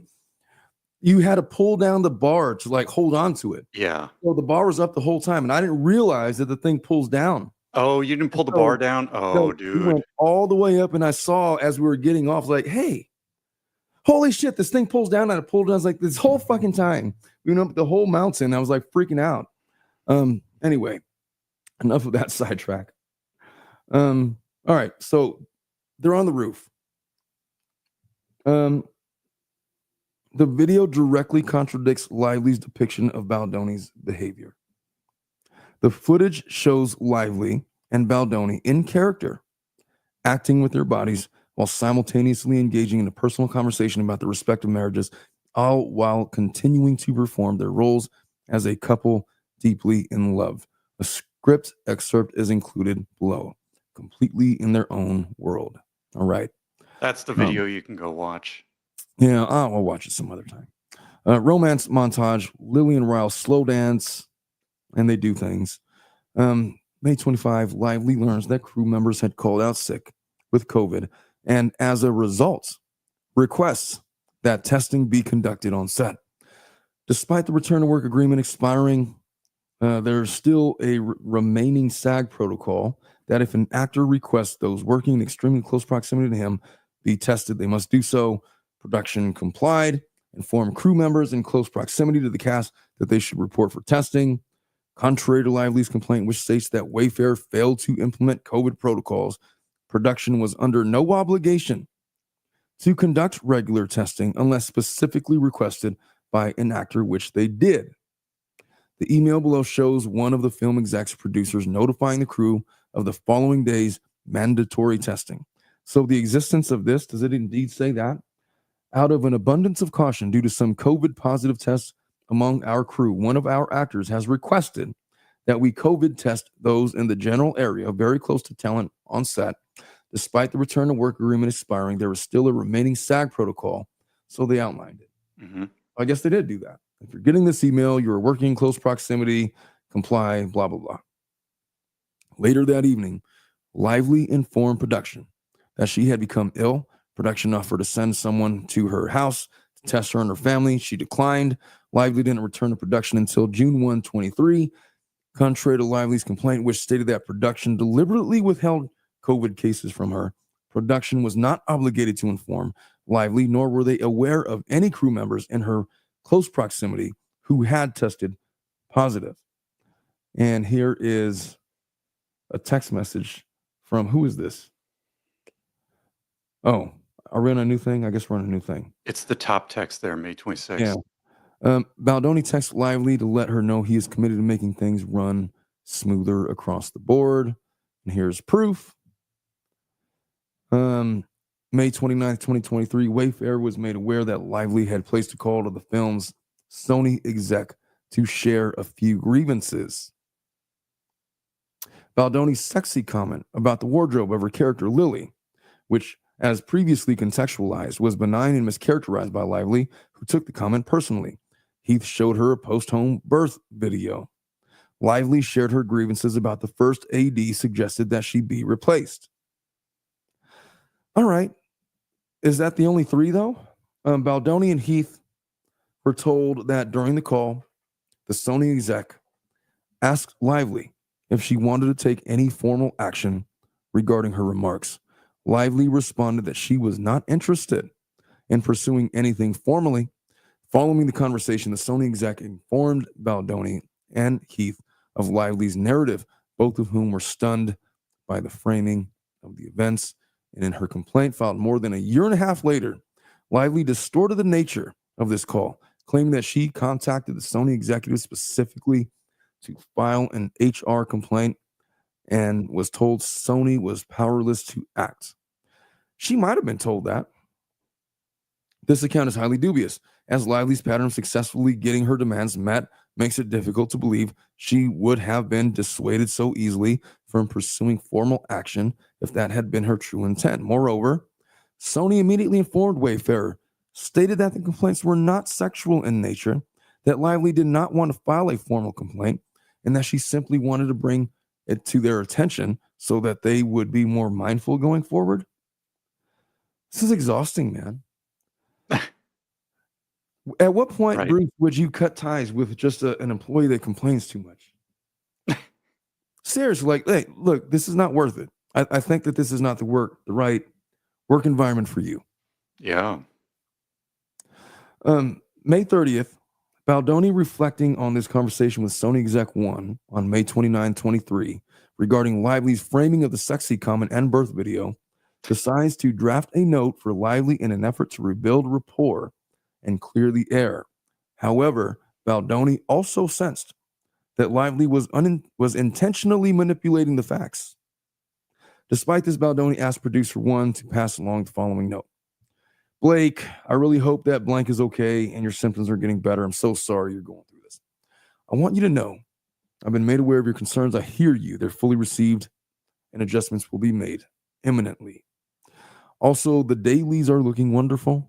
And while the last 2 days were tough, I assure you that your work was fantastic. He's not doing himself any favors by, like, I don't know. The people pleasing. Yeah, I truly believe you are creating one of your most honest performances that will have a long-lasting and powerful impact. You know what he's doing by the people pleasing? He is giving credence to the acquiescences of the studio and such that she's going to say, look, I had good ideas, and they thought so too. They thought I was brilliant. They thought that this was one of my most honest performances. They loved what I was doing, and they kept on agreeing to my changes. So what do you want from me? They said they liked it. Were they lying? And then it just creates this distraction, this red herring. That's the problem with that when you don't enforce things. Yeah. June 1, 2023, upon returning to production, Lively requested a meeting with Baldoni and the film's producers, during which she shared a series of grievances that she appeared to have spent the past 5 days over analyzing from the outset. By the way, Bruce, I'm going to be wrapping up in like 10 minutes, man. Very good. I have to go to the dentist tomorrow morning. Oh, well, you need all the rest you can get, sir. Yeah. Make sure they gas you up, man. They're going to put you to sleep. No, it's just cleaning.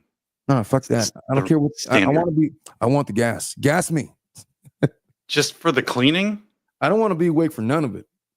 I don't want to be awake for none of it. Just, hey, do what you got to do. You survived the hot nut challenge. Oh, I'm a big And you want to be knocked out just to get a cleaning at the dentist? I got like this weird fear of the dentist office, man. I mean, I man up eventually, but I'm just saying, like, I walk in there like a little schoolgirl with my little brief piece of fabric. Jeez. That thing is just, yeah. I'm kidding, man. All right. 10 minutes. That's your clock. I'm not going to keep you longer than that. I also have a big hearing I got to prep for before the night's over. Oh, wow. So upon returning to production, Lively requested a meeting with Baldoni and the film's producers, during which she shared a series of grievances that she appeared to have spent the past 5 days overanalyzing. From the outset, it was clear that... Did I read this? I feel like I read that part.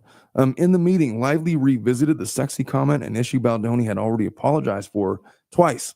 First, minutes after the incident on May 23rd, and later again, Lively herself had previously acknowledged and seemingly accepted the apology. Despite this, Baldoni apologized a third time in an effort to move forward. Additionally, she accused Heath of looking at her on May 6th. What day is this? This is June 1st. June 1st. Heath looked at her again. Fucking Heath. Every time. So this is a week later. I mean, bro, you got to stop looking at her, man. Just don't look at her. She's like Medusa. 5 days overanalyzing. Yeah. Heath explained that he hadn't realized he had looked at her, but apologized nonetheless. Lively acknowledged, "I know you weren't trying to cop a look." It's like, well, if you know that, what the fuck are you saying anything for? It's like, Jesus, with these people. I feel like she makes these kind of awkward jokes that don't really fly well, and then it's like she makes the kind of jokes where at the end you have to say, "That was a joke." Stand-up is not her gig, you know? No, She's not a good comedian. I don't think so. She doesn't have good comic sense. It's an opinion, Yeah, and so maybe she was but joking about being offended, but then nobody laughed, and so she just had to kind of roll with it. mhm. Maybe that's the source of all this nonsense. So Lively further claimed that Heath had shown her a video of his wife's home birth and thought it was porn. Heath, shocked by the characterization, confirmed that she did, in fact, understand that it was a video of a post-birth recording of his wife and newborn daughter. He also explained that Baldoni had asked him to show the clip to Lively as part of a creative discussion, and that Lively actually had not seen the video. Despite the explanation, Heath apologized again. The meeting underscored the escalating tensions, with Lively using the opportunity to air grievances over interactions that the team had believed were already resolved. She seems like the kind of person who would make these edgy comments like, "Oh yeah, your home birth video? Yeah, I don't want to see that porn."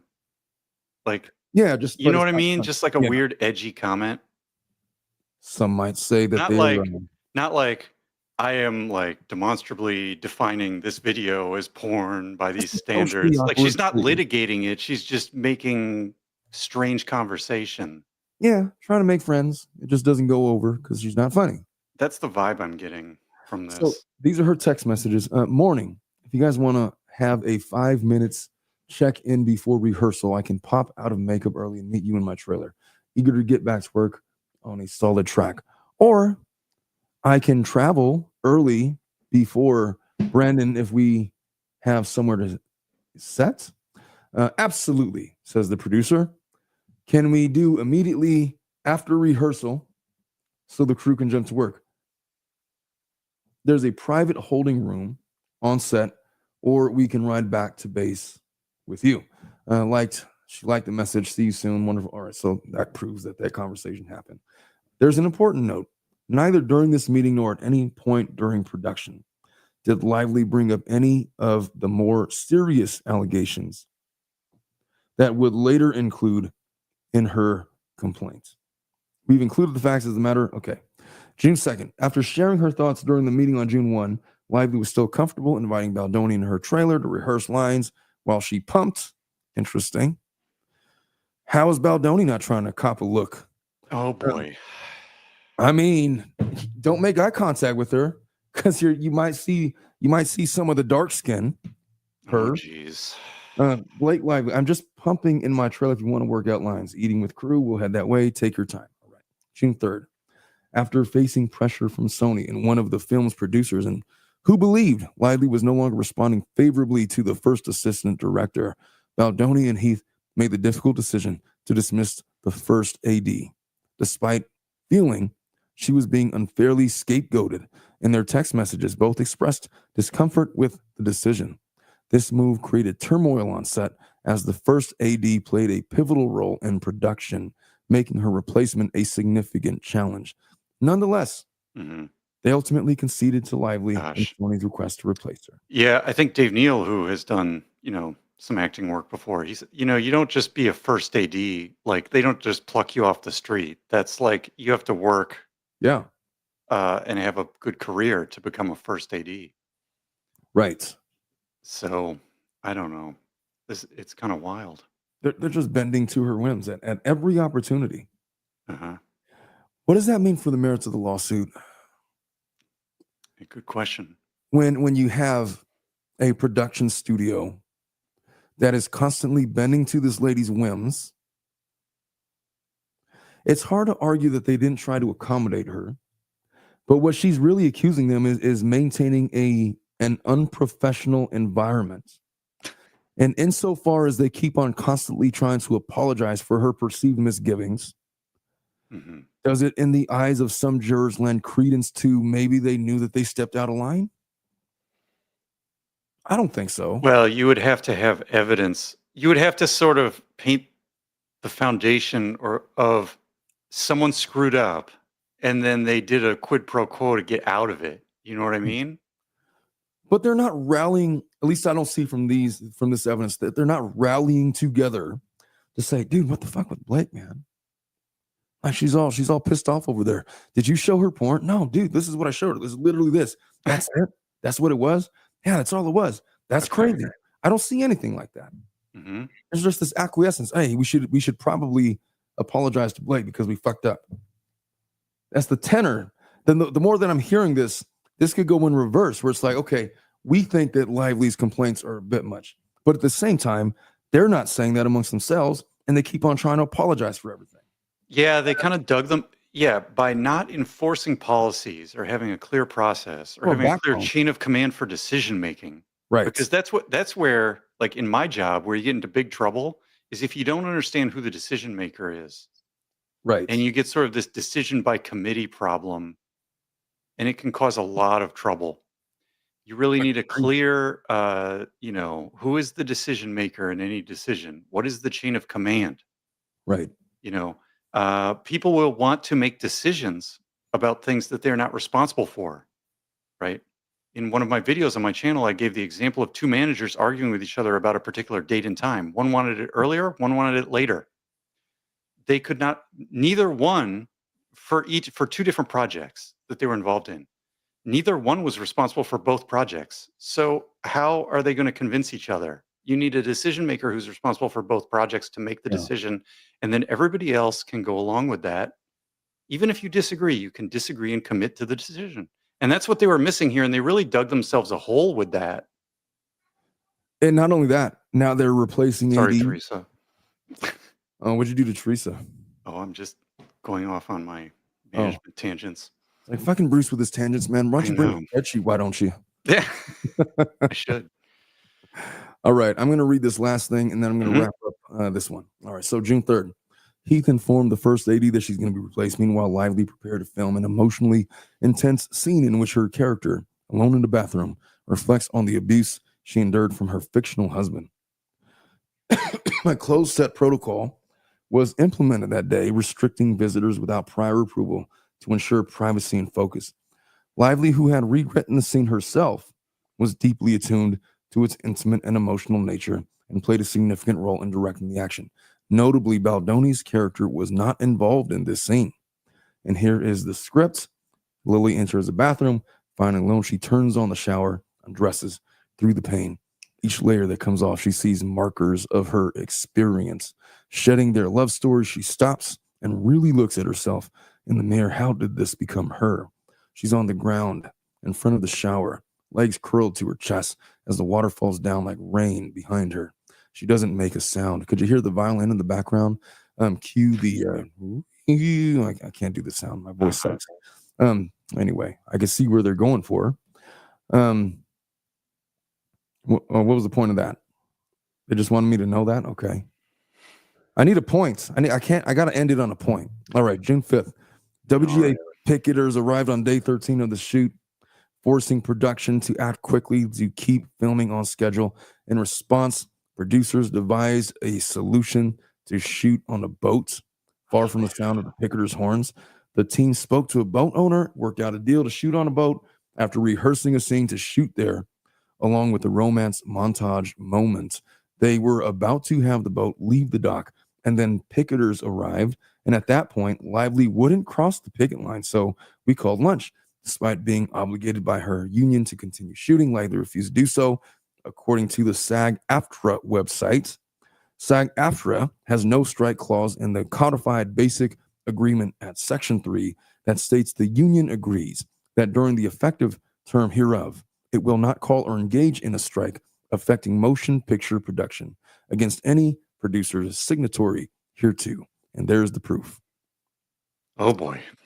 Like most unions, SAG-AFTRA has a no strike clause in our codified base. Look, just like that's what we just read. Right. All right. You know what? I'm going to wrap. Just a screenshot of the website. Yeah, I think we're going to need God. I don't know how you all got that. You did this with Lauren, and she got this done in 2 days. 2 days. I'm on page. What am I on? I'm on page 30. Shit, I don't know. 36. I'm on page 36. I got to speed myself up, man. There's, I guess, going to have to be a part 3. Anyway, there's more to I mean, come. I don't think we were able to go as deep into some of the legal ramifications or the thought processes you would have as a litigant. Well, these are my thought processes. Hmm. The reason why I'm spending so much time on this is because I'm wondering how their constant acquiescence to Lively is going to affect their claims in court. Because on one hand, you have to deal with, number one, there's not a signed contract, right? Hmm. But they're arguing breach of implied and fact contract. In other words, stating, even though she didn't sign the agreement, there was an agreement. Hmm. And she broke the agreement. Well, how is she breaking the agreement where you keep bending to her will at every opportunity? How is this going Yeah. to affect her clause? At this point, what I'm reading is there's problems for Baldoni's complaint. There's certainly problems for Lively's complaint and with respect to some of the stupider allegations, the sexual misconduct or whatnot. Hmm. But the breach of contract stuff, the smear campaigns, I haven't even got to the smear campaigns yet. That's really where we're going with in part 3. Yeah, the last 20 pages or so are pretty wild. Yeah, I'm going to get to those tomorrow. Or whatever it is. Yeah. But from a legal standpoint, I'm really troubled by the amount of acquiescence. And they're writing as if it's helping their case. To me, I'm looking at it a different way, and that you cannot enforce a contract that you consistently bend to her whims.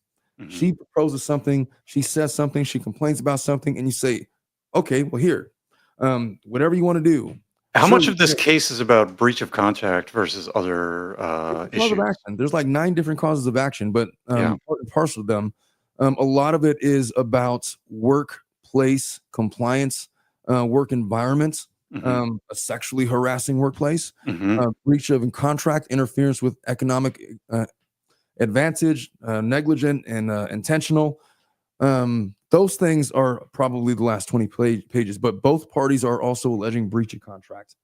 And the breach of contract is kind of the easiest to deduce because we're trying to figure out what the terms are. And if the terms were supposed to determine how we are to view what's an appropriate work environment or not, what did everybody agree to was going to be fair behavior on both sides, and what was the breach, we have to pin down these terms. And so we have to figure out what was the actual agreement. Okay, so there was nudity writers, there was intimacy coordinators, there was certain things that were agreed upon. There was the ways that the actors were acting around each other that seemed to be acquiescence to certain conduct and maybe not others.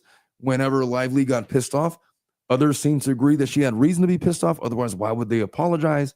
There's just a lot that still needs to be defined, and we need to do some more discovery. Yeah. We're at the tip of the iceberg. Well, here's my final question, I guess. If you're looking at this whole thing in totality of the claims they're filing against each other, and there's this one aspect about yielding to these contractual issues and not enforcing the policies, sure, that is a weakness for the Baldoni case. What about all the rest? If you look at it in totality, does he have a strong case if they're trying to negotiate a settlement instead of going to a jury? Well, that's the thing about these cases, because Baldoni's case is weak in that aspect. Lively's case is weak in some of the more nonsense claims about her. She may have a point about the smear campaign stuff. He may have a point about the smear campaign stuff, and I haven't dove into that evidence. Really, to me, I think his case on that is going to be stronger so far. Yeah, and I haven't looked into it, so I'm going to. But it appears to me that all of this other stuff is going to be squashed. But where this case is going to be won or lost is probably in what evidence dictates that the other was trying to smear the other. If they can prove that Baldoni was trying to do this in retaliation for some reason, she's going to win. If Baldoni could prove that this lady's batshit crazy and she's trying to ruin my career, and here's all the evidence, and you seem to infer that there's more evidence for that, then he's going to win. Where this ends up is maybe a settlement, maybe NDAs. Nobody's going to know what they settled for. Nobody's going to know who's the winner. We're going to spend like a year talking about this case, and then they're going to settle it, and everybody's going to kind of go away and do something else. Yeah, this case is never going to trial, and if it does, I will obviously be covering, as will a bunch of other people. But are you going to go to the courthouse steps with Dave Neal and? I'll be in LA. Why the fuck not? Podcast live. Yeah, is the trial going to be in LA? Is this LA County? Stanley in New York? Oh well, obviously not then. Oh. I don't know. I was thinking it was in LA. Yeah, maybe if it's LA near, to New York's too far for you. I'll tell you what, we'll see. We'll see what happens in 2026. If I have opportunity to be at the courthouse, I will be there. But we are a ways from there. Amazing. Anyway, Bruce, I know you got to get your beauty rest, man. You got to rest That's them right. antlers. That's true. And I gotta prep for my case for in the morning. Mhm. I love y'all. Thank you guys for hanging around. All 200 or so of you that were here the whole time Oh, wow. commenting. I apologize for not paying more attention to the comments. I did my best. I'm trying to read. I was trying to keep my eye on out for questions for us or anything. Yeah, but hey, you guys are amazing. For all of some of you new folks out there, hey, I'm so close to 20,000 subscribers, man. Because some of y'all just subscribe and get me there. It's been like trying to hold in a sneeze the whole time. I can't actually sneeze until I cross the 20,000 threshold. And I'm like a couple hundred away. Dave Neal just crossed 100,000. I'm just trying to get to 20K, man. Get me 20K. Could I do a fifth of what Dave Neal could do? That's all. That's all. And the rest will take care of itself. And are you doing Family Law After Dark on Friday? Yeah. Are you in? Are you in on that one? Sure. Yeah. Katie K is asking what else you're going to be doing soon. So. What else am I doing? I got That's Friday afternoon. So. Yeah, I got done with the Natalia Grace case. There's another case that I've been prepping. I forget. If you go to my Discord, people have been suggesting cases to me. It's going to be one of those. Okay. I can't. It'll be something. I'll tease it later. Some more videos this week. And do you have a link for your Discord? Yeah, you can throw in the chat. In the comment section down below. If you look in the description of this video, you'll see a link to the Discord and my Instagram and my TikTok. Okay. So the video description has the Discord link. Okay. Yeah, go in and subscribe to that. And I use that to get show ideas from my many different subscribers that wish to do that kind of thing, make proposals or whatnot. Other people choose to use the Discord for other things. Oh boy. Entertaining when that happens. Trouble. All right, folks. You guys stay out of trouble, man. Like Bruce says, he will send you his spreadsheets. You will make his list. Do not make a Bruce spreadsheet, man. It's a quick trip to HR from there. Got to stay on the good list. Yes, sir. Yes, sir. He will not hesitate to exercise his dual antlers. Oh boy. So, all right, folks. All right, Bruce, you have a good night, man. Yes. I love you all. You guys take care. Very good. Thanks, man.